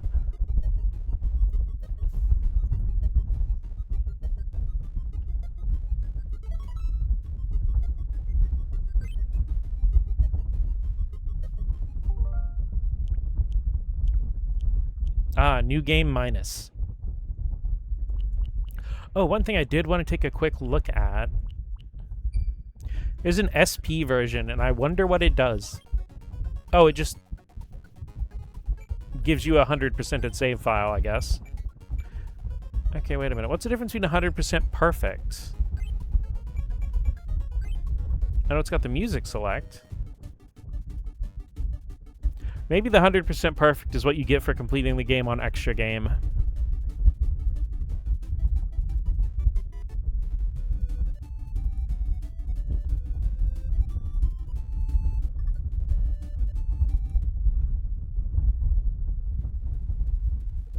I do love Kirby bop into the headphones, though. One says perfect. It was a long time ago, or stream in the past year. Then I likely was. It was earlier this year, yeah.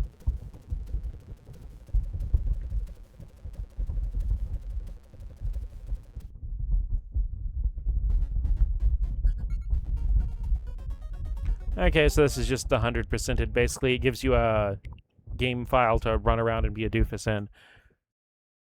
I don't know. Not a super huge fan of the SP stuff on the classics line. I mean, I guess if it's a game you've already beaten, if it says Superstar, you have 100% extra game save. Okay. I'll be honest, I don't feel like doing that. Talking about the crowd control? No, it was the crowd control one. Yeah, Maddie.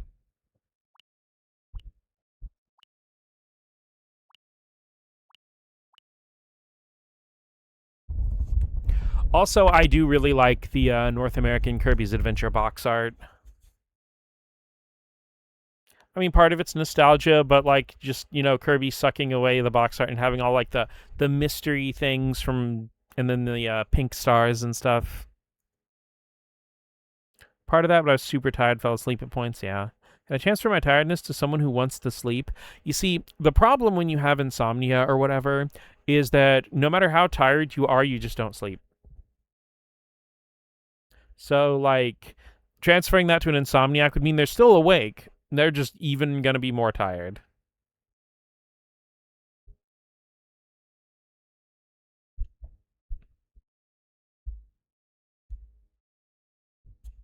That was a sentence, all right. Give the tiredness to a little cat.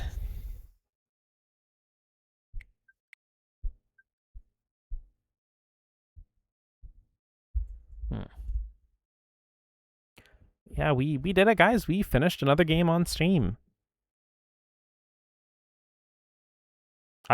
You see, I'm always like down on myself, like, oh, I never finish anything, but we've actually finished quite a few games on stream already just these last couple months. We did finish Fire Red a couple days ago, actually. And I did finish both Super Mario Land and the first Kirby's Dream Land on stream. Tired and aware of tired and incapable to sleep no matter what. Yeah, been there plenty of times.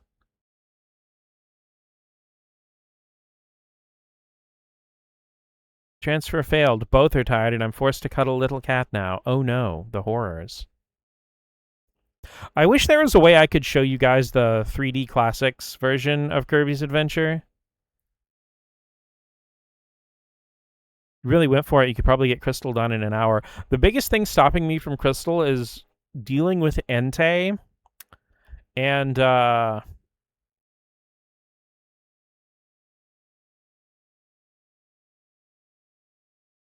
waiting for her to call me back with a leaf stone so I can evolve my Execute.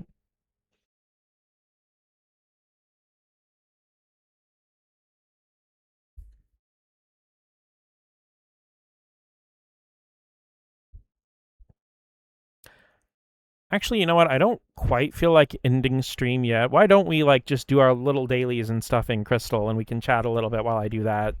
Give me just a sec, okay, guys?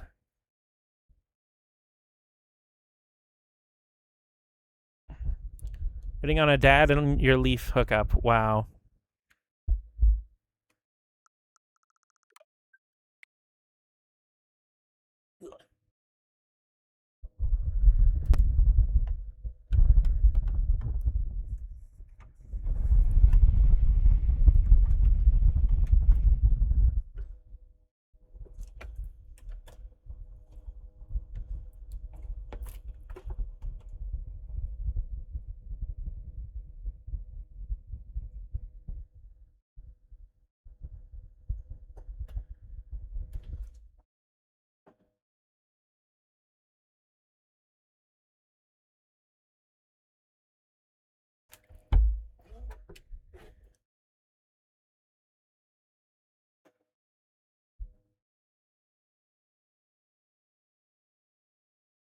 Kitten, please. Ugh.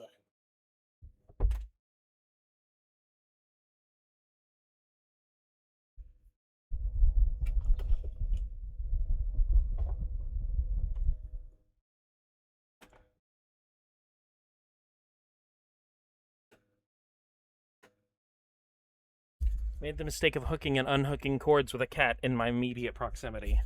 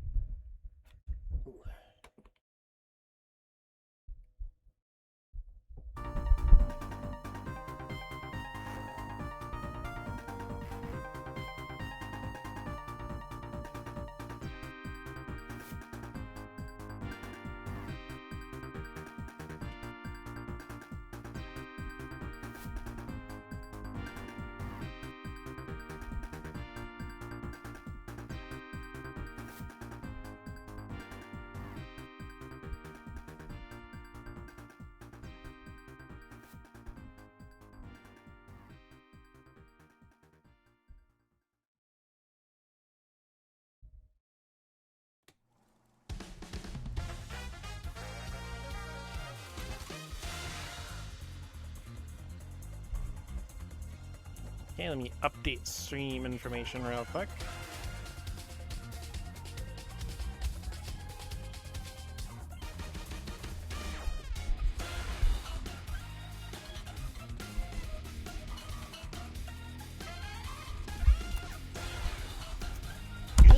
Kitten.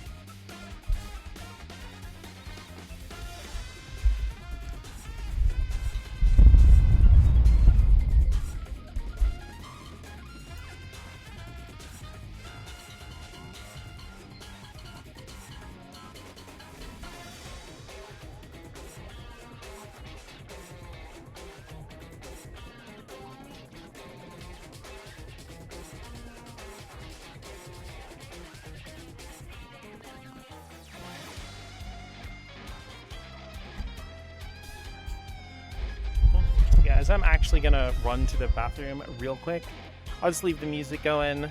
I'll be back in just a moment.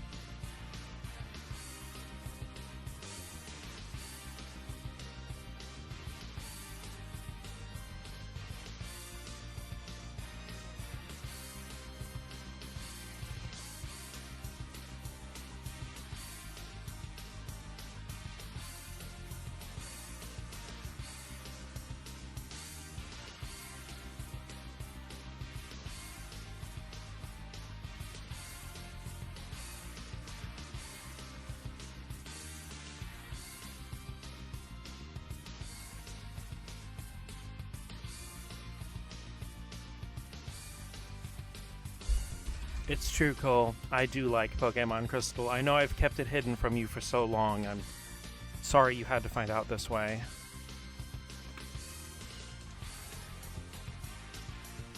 Alright, Cap.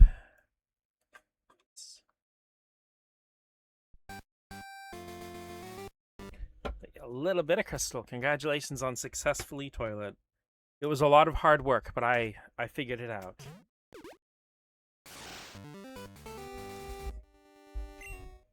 It's really hard when you're a mouse. You have to, like, climb up there. I had to, like, wall jump off the bathtub.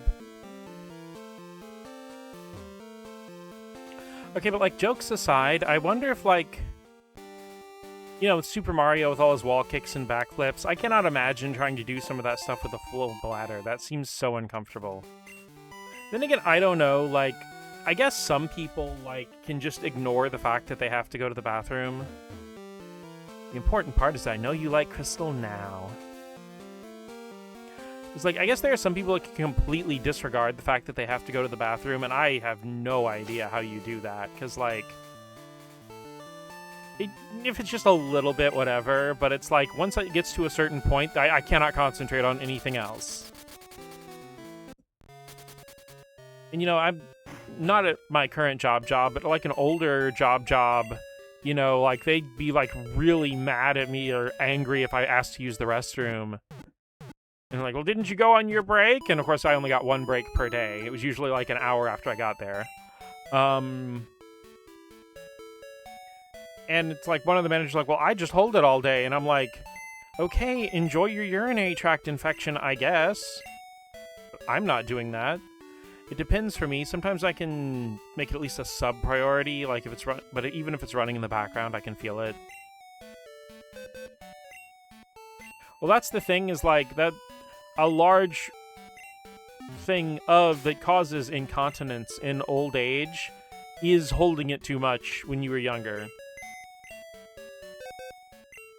Or for too long stretches of time. And I feel like a lot of people do not understand the causality of, like, the things... Like, you don't mysteriously just fall apart when you're old.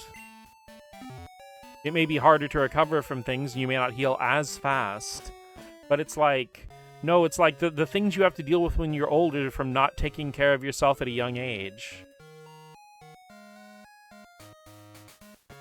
Ah, Goldenrod City, how do I love thee?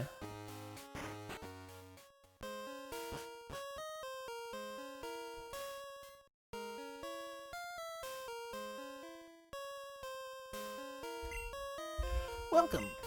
I run the Pokemon Salon. I'm the older and better of the two haircut brothers. I'm telling your brother you said that. I can make your Pokemon beautiful for just 500 yen. I mean, honestly though, like, $5 for a haircut, this is definitely 2,000 money, that's for sure. There, all done.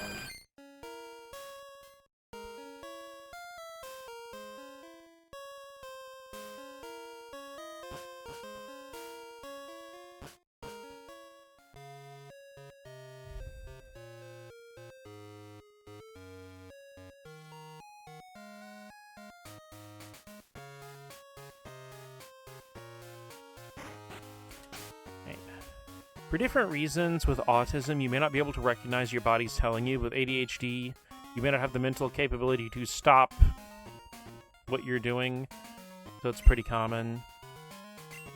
Maybe that is part of why my body is, like, so aggressive about it as a defense mechanism, because, like, I'm glad that I can't, in a weird way, I'm glad that I can't just ignore it. Because I do try to stay attuned to my body signals, but I feel like it's something I had to specifically learn.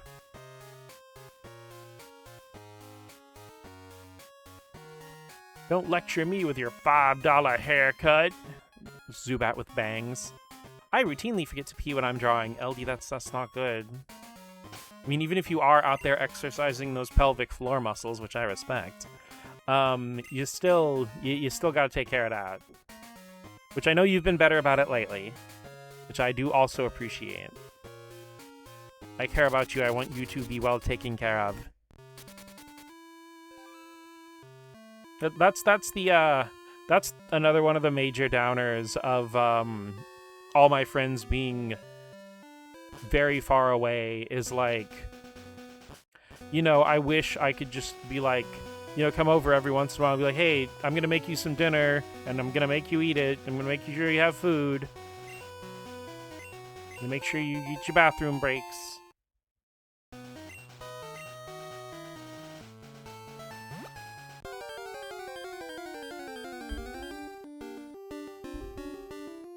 Because that's the thing, is like, I would absolutely be like your little housewife mouse. Make sure everything's taken care of and okay.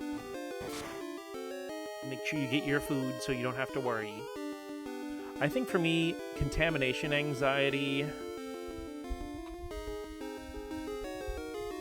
wins out, even then, or something else. Like putting myself in a position where something could go wrong in your body. Yeah. Fully aware, just locked in and cannot disengage. I very much understand. It's like, I've made the joke that trying to disengage from something when you're neurodivergent is like trying to peel open a grilled cheese sandwich, but like, one of the better ones visual examples I've seen. Okay, LD, have you seen the first Pokemon movie, the one with Mewtwo?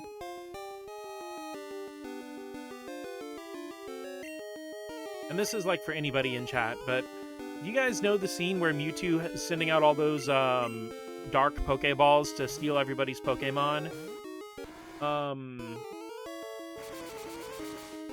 And, you know, of course, one of them takes Ash's Pikachu, and he follows the fucking ball down this little, like, tunnel, slides down it, and tries to forcibly pull the ball with Pikachu out of the machine.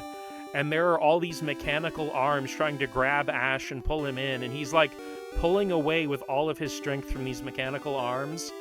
That is a wonderful visual metaphor for trying to disengage yourself from something when you're, like, locked into it like that. It's like, you can do it, but it is so exhausting. It is so much mental... I'm trying to think of the word to describe it. It's like so much mental labor. Extremely well animated sequence. Yeah, it's like, that's another reason why it's so perfect for it. It's just like, just the animation, because you can feel like the actual strain, the actual pressure.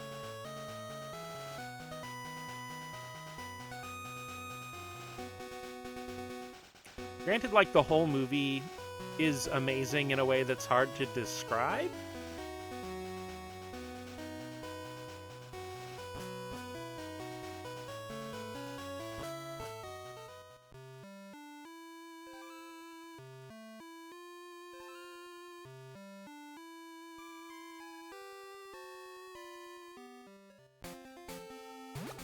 And honestly, with Mewtwo Strikes Back, I thought that, like, my love and fascination with it was a nostalgia thing. Because, you know, I was one of the kids who was there watching it for the first time in the movies.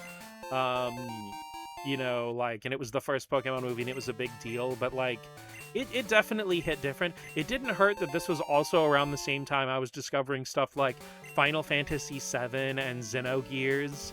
And I was kind of learning how impactful and thought-provoking a piece of fiction could be.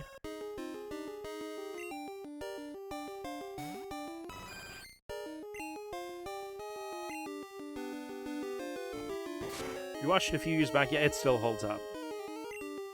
I actually haven't watched the CG remake, and I know it's gotten a lot of, like, snark and, you know, like, stuff toward it, but I want to watch it just to watch it as see what they did with a new adaptation of a thing I like.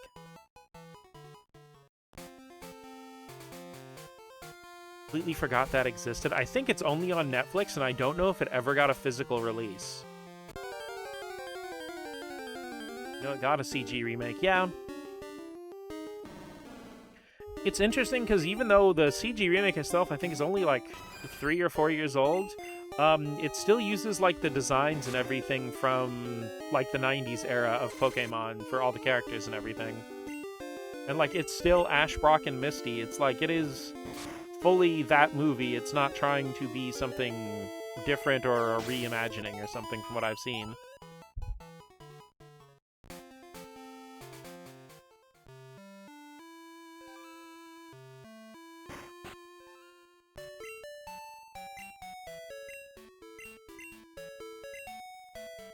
It is like one kind of odd thing is that the art style doesn't look particularly Pokemon-like for the human characters. And I'm not just saying that because it's different from the art style of the original 90s anime, it just doesn't really look particularly Pokemon-ish. I feel like there was definitely this era in the beginning of the 2020s where a lot of anime studios were experimenting with CG, because I feel like this is also around the same time that the movie Lupin the Third, the First, yes, that's the name of the movie, released. Also, shout out for whoever's in charge of Lupin's English dubs. Every single time a new Lupin piece of media with the red jacket comes out, they legitimately go round up the freaking voice acting team from the Adult Swim English dub of the second Lupin the Third show. Also, I think part of the fun of interacting with the piece of media is try to interpret what it's trying to say. Yeah, because it's a very important thing. It's like, I feel like some of the best pieces of media not only will have a lot to say, but will say different things to you at different parts of your life. And I think that's, like, really special. Also, why did I fly from Ekritique to Violet? I could have just walked. It's like... Because, like, I've had that experience with Xenogears, with Final Fantasy VII,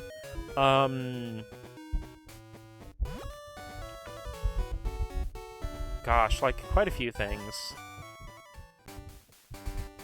Even, like, some softer versions of that experience with, like, the, even the Pokemon games, where there are a lot of stuff that I, like, glossed over, you know, like, of the adults showing their concerns or whatever, that, like, as an adult now, I understand a lot more.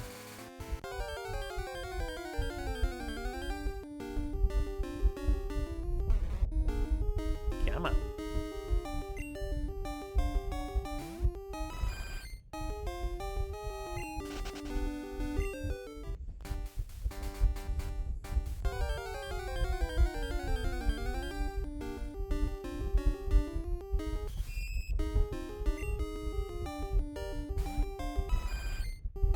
Also, it's really interesting to me, in Gold and Silver, Spinarak's, like, sprite palette is, like, pink and purple, even though those aren't really Spinarak's colors at all in any of the official art or anything.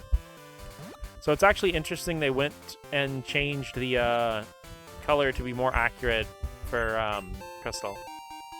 I fully believe that for people who say fiction doesn't impact reality, never genuinely interacted with a piece of media. Yeah.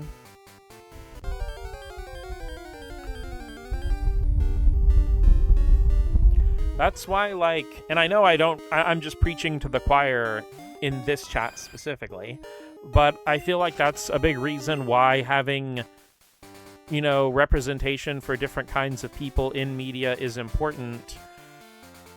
Because, yeah, you can relate to somebody no matter what part of the world they're from, or what their skin looks like, or what their body type is, or what their gender identity is. Sure, you definitely can.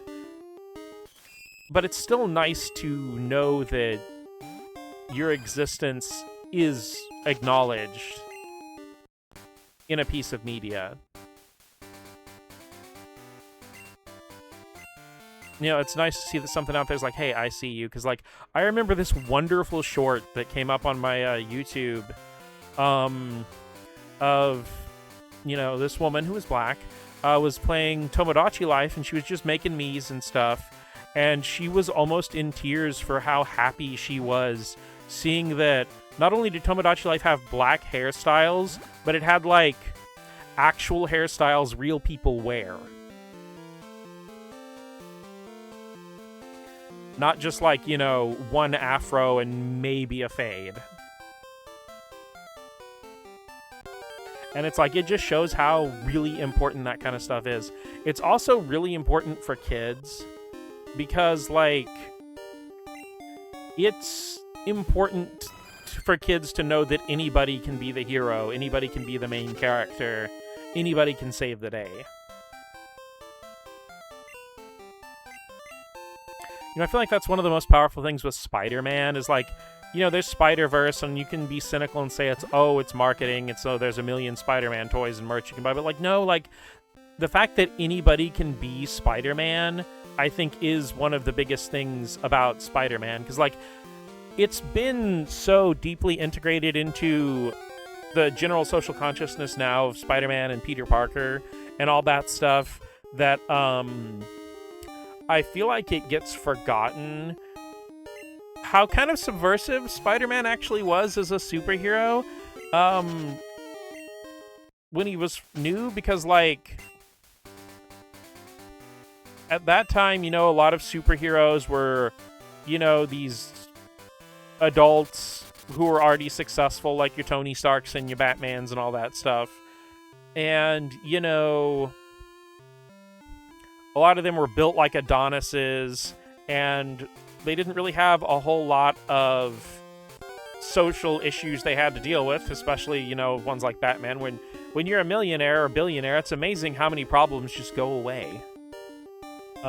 So, you know, this being a broke kid, working multiple jobs, you know, having to deal with high school, and having to keep his social life together, where a lot of times for Peter, once again, I know it's become a cliche to a lot of people at this point, but, you know, things didn't work out at the end. He'd get to the end of a story and, like, someone would be mad at him or wonder why he's never around.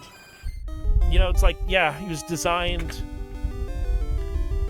to be an antithesis to the superheroes in, like, the 50s and 60s, yeah. Should be no-brainer to include in media. I'm not going to say it's easy, but for people who care to put in the effort. Broke, teenager, no sidekick, shitty social life. Slightly off topic, but a show I really need to go back to is Static Shock. Dude, Static Shock is so fucking good. Like, legitimately, actually. It's like, I liked it well enough as a kid. I mostly watched it because it came on the same block as Pokemon and Yu-Gi-Oh! At Kids WB. I'm like, hey, this is pretty cool. But, like, going back to just individual episodes now and I'm an adult, like, holy shit. Like, so... It's kind of the thing I thought about during this discussion, yeah.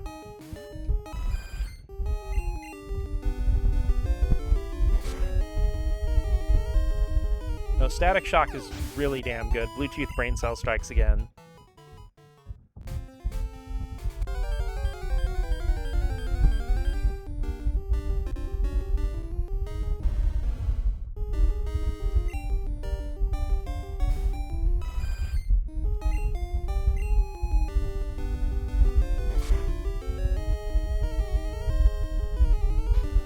Simple moment for me was in Scooby-Doo 2 Monsters Unleashed. Shaggy's at the lake says, just once, I'd like not to be the goof up and save the day. And to me as someone who only saw themselves as a supporting cast of my friend's life. I said this earlier. No, that's super valid, though. It is really easy to, especially if you're somebody who tends to be the uplifter, you know, the person who's always got a joke to make everybody laugh, the person who, you know, has always got a slap on the back and a, hey, bro, how you doing? It is really easy to fall into not seeing yourself as the protagonist of your own life. So, you know, it's important to realize that, you know, even if you love to help people, if you love to be there for people and support them, you know, you're no less than anybody else you're helping.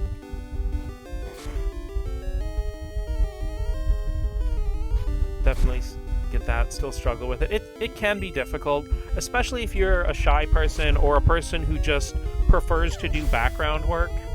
But remember, like, stagehands are just as important to a production as the actors that are out there in front of everybody, if not more important.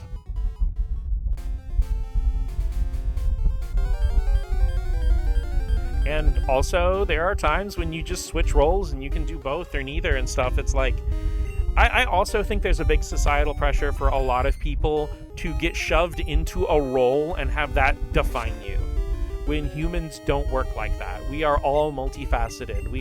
We are all designed from the ground up to contain multitudes.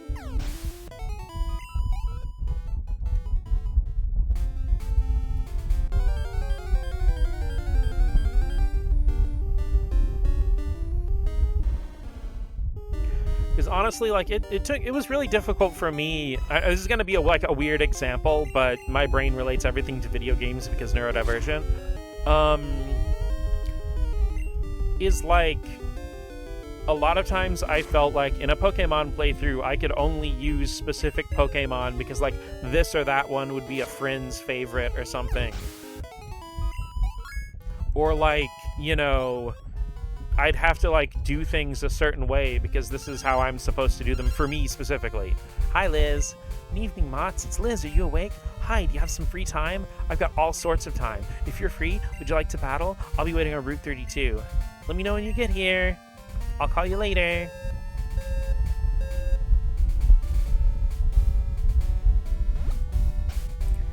Darn it, Fritter leveled up and she didn't evolve. Okay.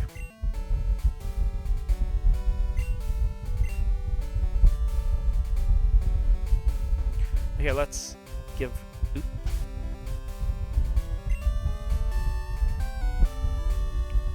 We got 88 berries.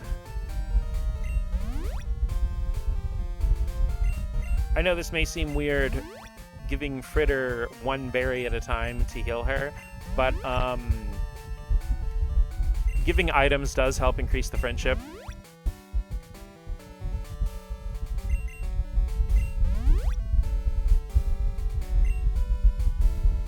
Also, fun fact, it's pretty well known that Pokemon Yellow also kind of has a prototype of the friendship mechanic featured in the rest of the series. But certain things aren't accounted for with it, and you can actually,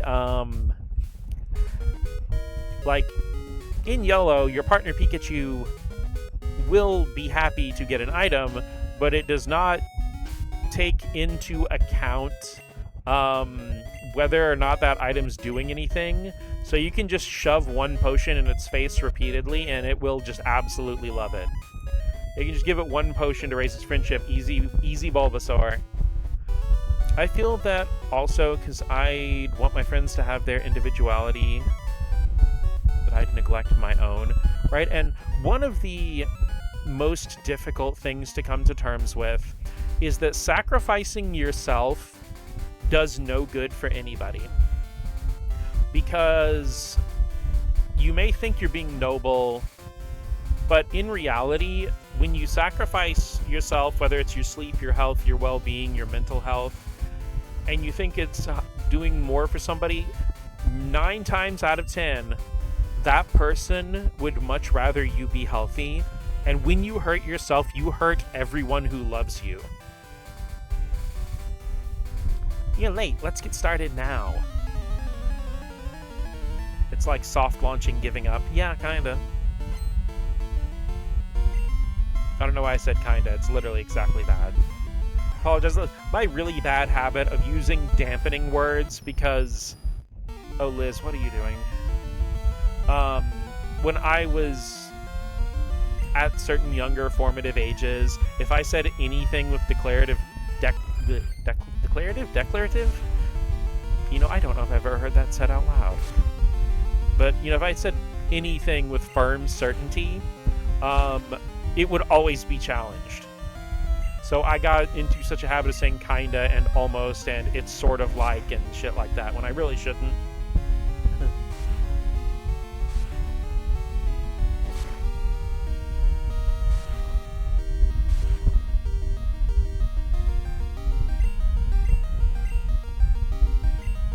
Slapping your bell. Slaps your bells. Oh well. That issue too. Or like, so many people I was around would do the thing where like, you know, okay, let's say, you know, I have the joke when I play this, the 100% poison chance with Poison Sting. You know, if I'd say something like that, or like, oh, every freaking time, like, well, it doesn't really happen every time. And I'm like, okay. Really try not to... I had to really try hard not to put I think at the end of that. I'm guilty too.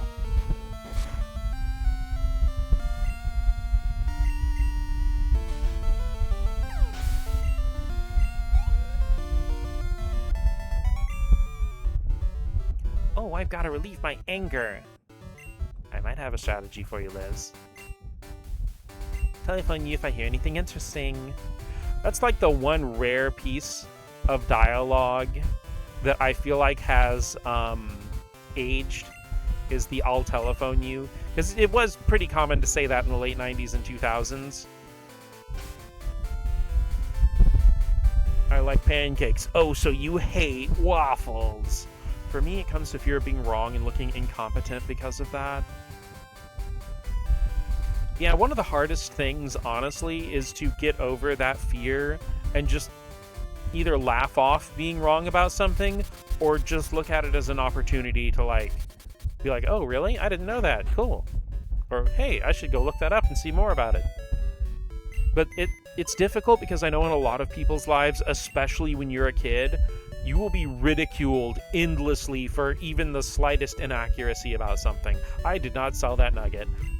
In the last stream, I said, I need to go sell that nugget, and I did not sell the nugget.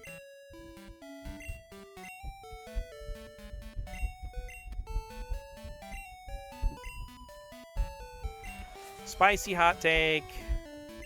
See, that's the real reason I extended the stream, because Rain didn't get her hot take fix yet. Constantly prove myself growing up that I can do hard things or take care of myself. And I don't know why I had to do that, but it's something that's been coded into me. That's miserable. I am sorry. Okay, everybody grab your favorite sugar-free, caffeine-free beverage of choice. Got my ice water right here.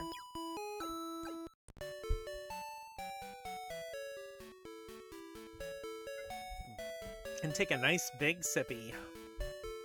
Being wrong feels like it undoes all of that. Again, that's a just miserable thing to have, like, to grow up with, because it is so hard to get yourself out of that. Especially when 99% of the time, being wrong about something means, oh, really? Oops, okay, my bad. And that's it, and then it's over. But where the sugar and everything nice takes. I mean, I would like to think that I'm generally positive about games and stuff, so, I would say most of my takes are sugar and everything nice. But my spicy takes are more like cinnamon, so they're still a little bit sweet.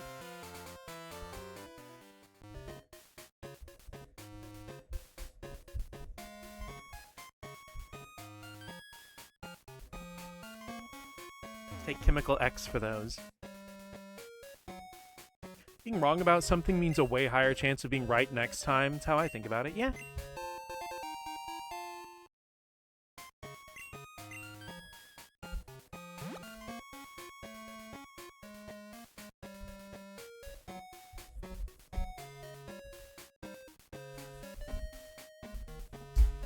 Give me a sec here, loading my hot take.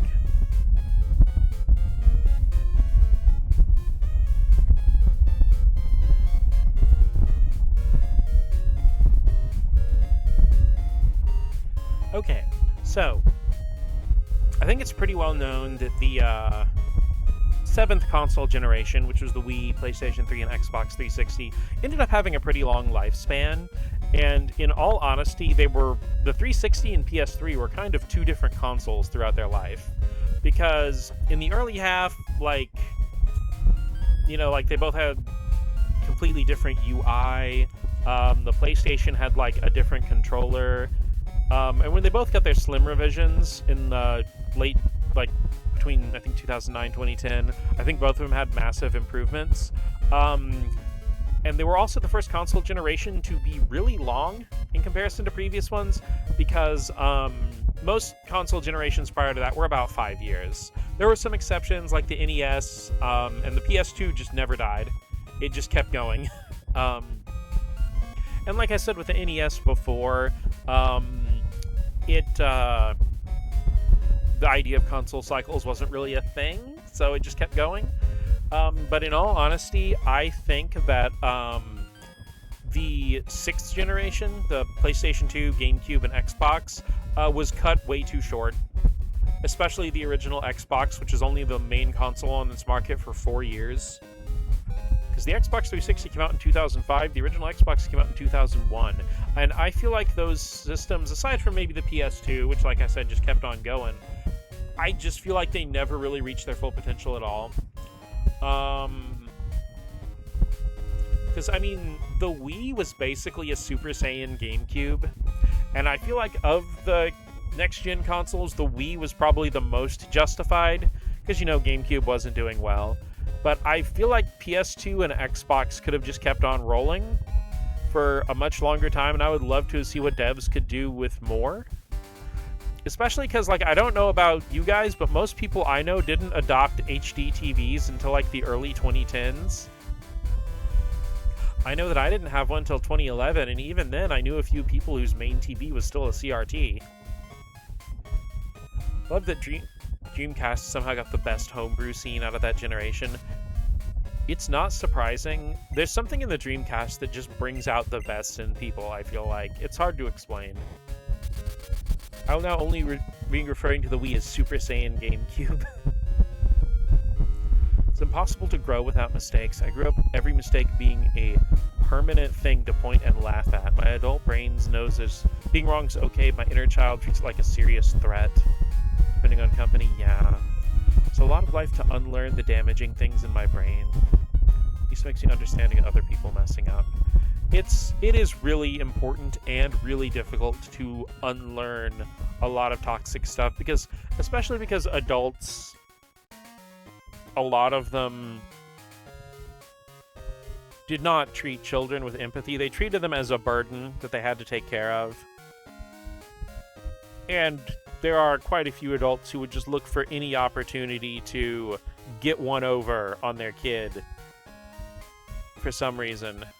And it also weirds me out how many adults, especially teachers, would treat kids like they're always trying to get away with something. And it's like, bro, I am fucking 7.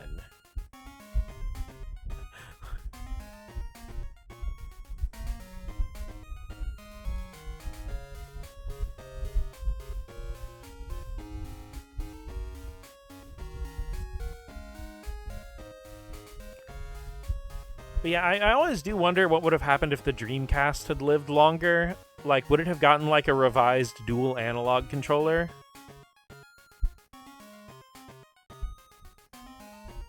I mean, honestly, though, like, one standout memory like that, I was 5. Convinced that there's a lot of adults that had kids entirely out of social obligation, or societal obligation, rather than actually wanting kids. I feel like most people... Because ironically, most people who would probably make the best and most understanding parents tend to be people who don't want kids.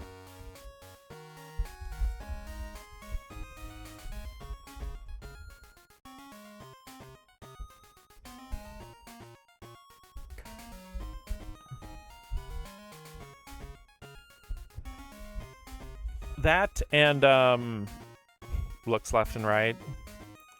Or at the very least, they want babies, nothing beyond that. Yeah, the same as the people who adopt a kitten or a puppy and then don't want anything to do with it after it's done with that cute little stage.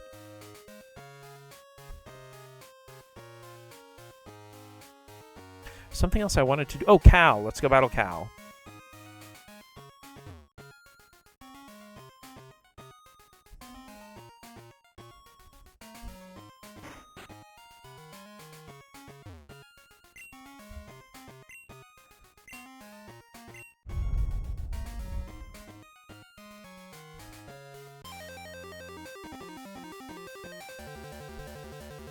Honestly, like, one big thing from the 90s, it's a secret thing I feel like not enough people talk about, that was lost, was the 90s made being a kid really fun. I mean, stuff like from the Burger King Kids Club to play places to, like, you know, the early 2000s internet having kid-specific places like, you know, Club Penguin and stuff like that. And I feel like that's one of the big things that got left behind in the last 15 years or so. Is like... I think I've discussed this a little bit on stream before, but there's just, like, nothing for kids anymore. Like, even stuff like toys and TCGs and stuff, you know, everything's being targeted at, like, hobby collectors and more expensive. Like, Pokemon's really the only approachable TCG for a kid anymore. Because, like, with Magic and Yu-Gi-Oh, everything is pushed so hard for upper markets that it's like... You know that, and if you're a kid who's into games, if you're someone who's not in the Minecraft, Fortnite, live service game flavor of the month club, and you just like regular video games, then, you know, you're waiting your entire high school career for the next entry of a game coming out. Which is why I feel like a lot of younger people have latched on to like a Dragon or Atelier, because there's some of the few series that actually do have a new game every year or two. Kittens and puppies are cute, but I always look forward to seeing how they grow up, how they'll be, what they'll look like. Don't understand wanting just stage 1 forever. I don't really get it either. Looks at Yu-Gi-Oh! And how the linchpin of an archetype is basically the highest rarity of the set and thus wildly expensive.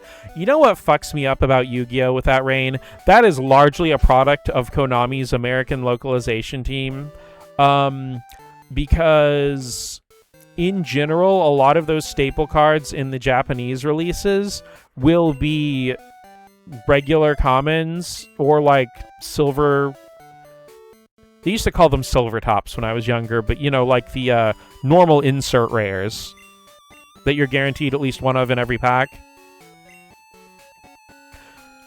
Because I know that happened with, I cannot remember the name of it, but it's like it lets you get 2 fire monsters or something. And I know that was a staple for a lot of decks, and in the Japanese release, I think it was a regular rare, and in the North American release, I'm fairly sure it was a 1 per box secret rare. You're not even guaranteed 1 in the box, it's just one of the 2 that you only get 1 of that rarity per box.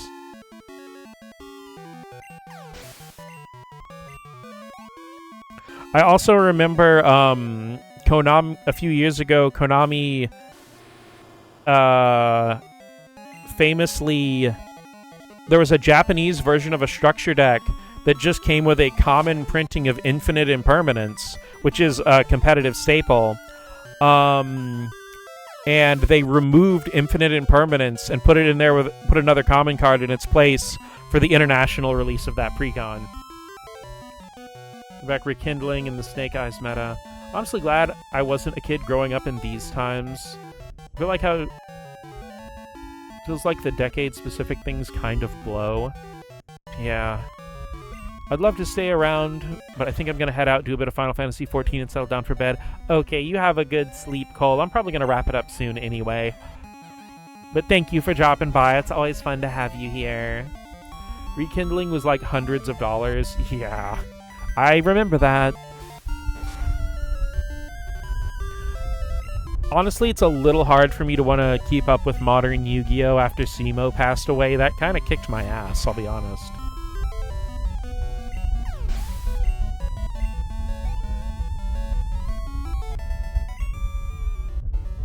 It's like, he was always such an inspiration, though, because he was always so upbeat, so high energy. Even though, like, he basically had a fucking roulette of every digestive health problem you could possibly imagine, like life-ruining ones from the time he was, like, a teenager. And he still always put on this positive face. At max dose level, he. Oh yeah, hello again, Dot.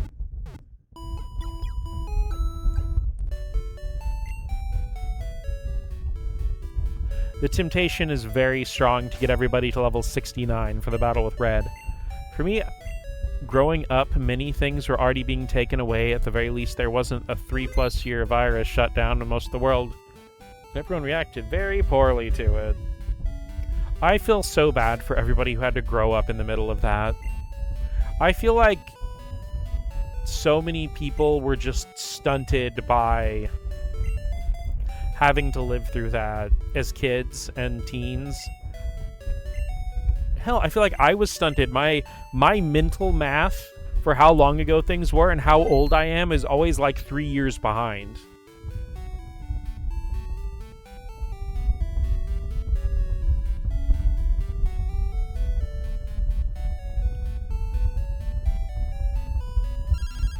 Oh, hi, Gavin.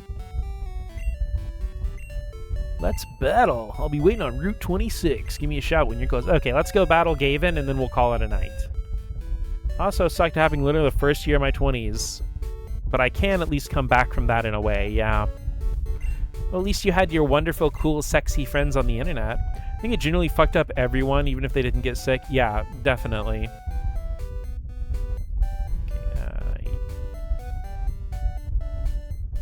Indigo Montoya. Wait, no. Shit, I did that wrong. If I do it this way, I'm going to have to fucking backtrack through Victory Road, and that's a nope.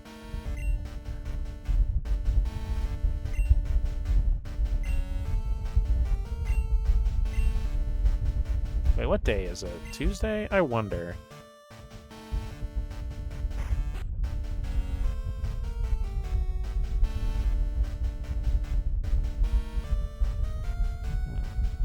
Imagine killing someone's father and preparing to die. Maddie, I love you so much. Dot calm. Calmeth thine hooters.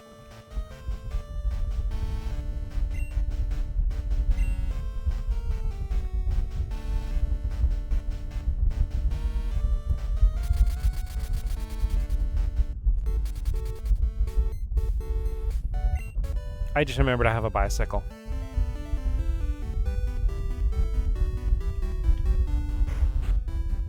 See, this is why we can't find Entei.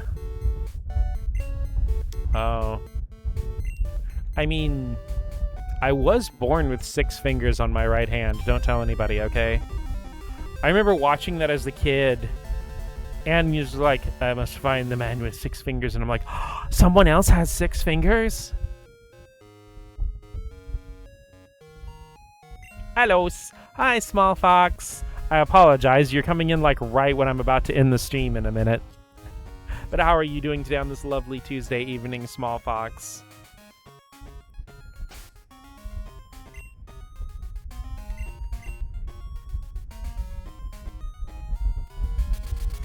We're just playing a little Crystal, doing a little bit of leveling up and daily stuff. Actually, this has just been a little part of the stream. After the 2-hour mark, we had actually played through the end and finished Kirby's Adventure on the NES earlier today. Well, we did it on the NSO for the Nintendo Switch. But yeah, we got 100% of the main quest in Kirby's Adventure.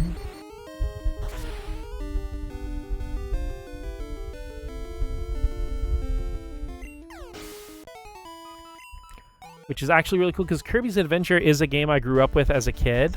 But I never got 100% on it before, but I got the 100% this time.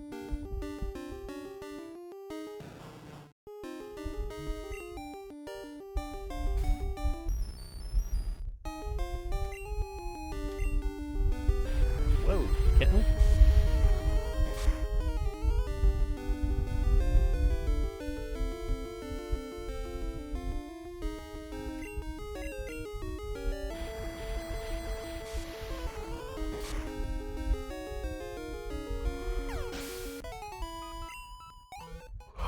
I just yawned into the microphone. I'm so sorry. I am an eepy little mouse. I am ready to get myself some nighttime rigatoni and maybe get some eeps. Man, it kind of let up raining. I was hoping it would rain a little longer. I don't know, I feel like when it's raining it makes it a little easier to fall asleep. How could you? I'm so sorry. I hope you can find it in your heart to forgive me. But I'm still here. Oh, good. Okay. Whew. I was worried. Sleeping with the rain is the ultimate cozy. I heard this distant thunder, but it never rained here either. Like I said, it did rain, but it only did it for like a couple minutes.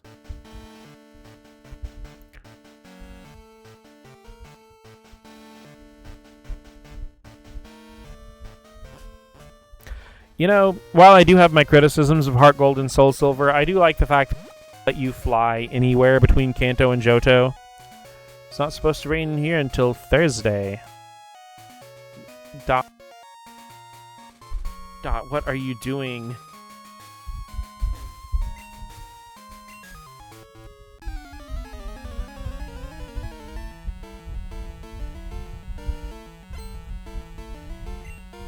Cool trainer gave in. Sent out Victory Ball.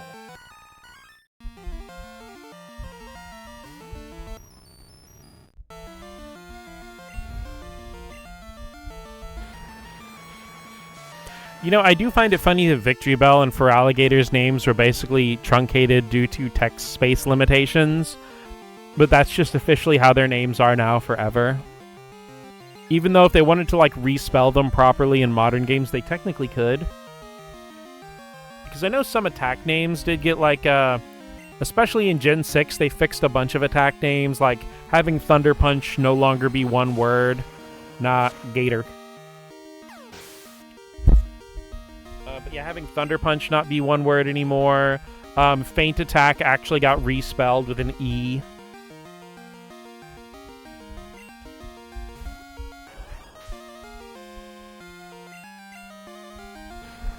Try attack, don't mind if I do.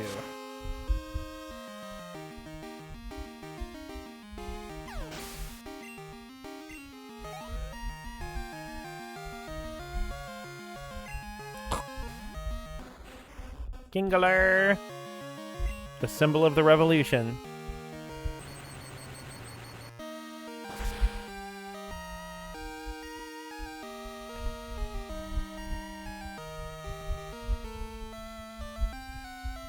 Okay, come on, Dot. I need that hand to video my game. No kings, only lure.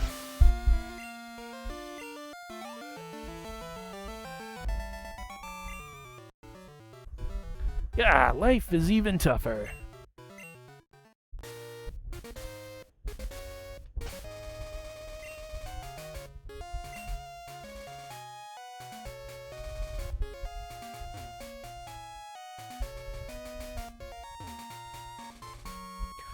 I just need to do a bit where I make Kingler French once I get into editing.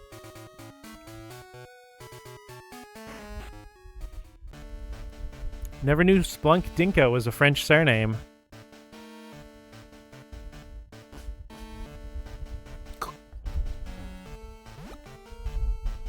Holds baguette between claw.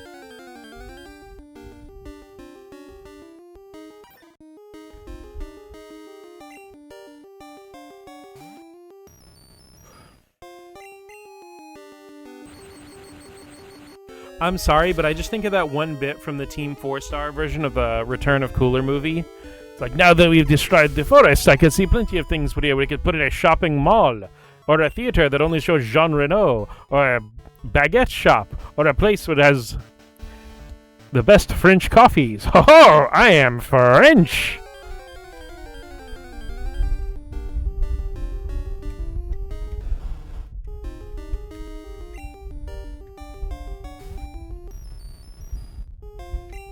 French people always be saying that.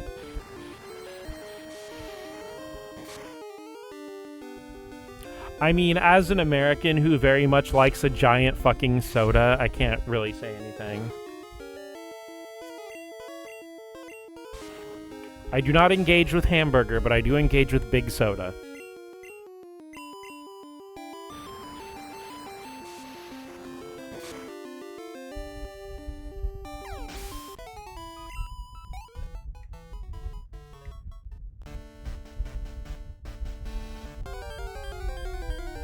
Fighting every single thing on the big soda, big gulp, big pee.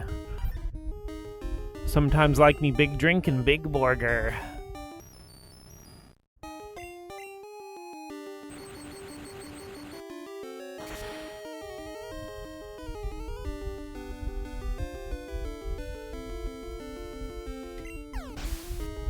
You know, it actually weirded me out finding out that in a lot of restaurants outside the US, free refills aren't really a thing. And I'm like, You expect me to finish my 10 chicken nuggets on one 32-ounce soda? No, I need to refill that at least 20 times. My childhood best friend was a bald eagle.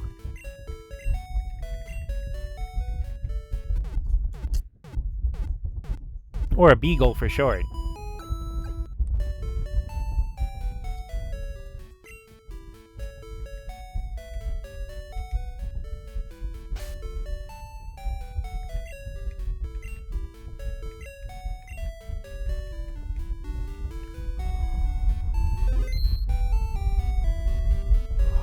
Alright, cuties.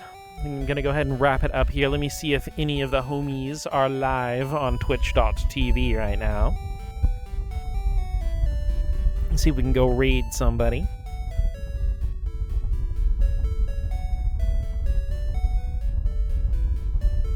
Well, Kubi only did 7 hours on her stream today. I'm so proud of her. But yeah, I'm not seeing anybody live. So, my brother was a bald eagle and my father was a gun.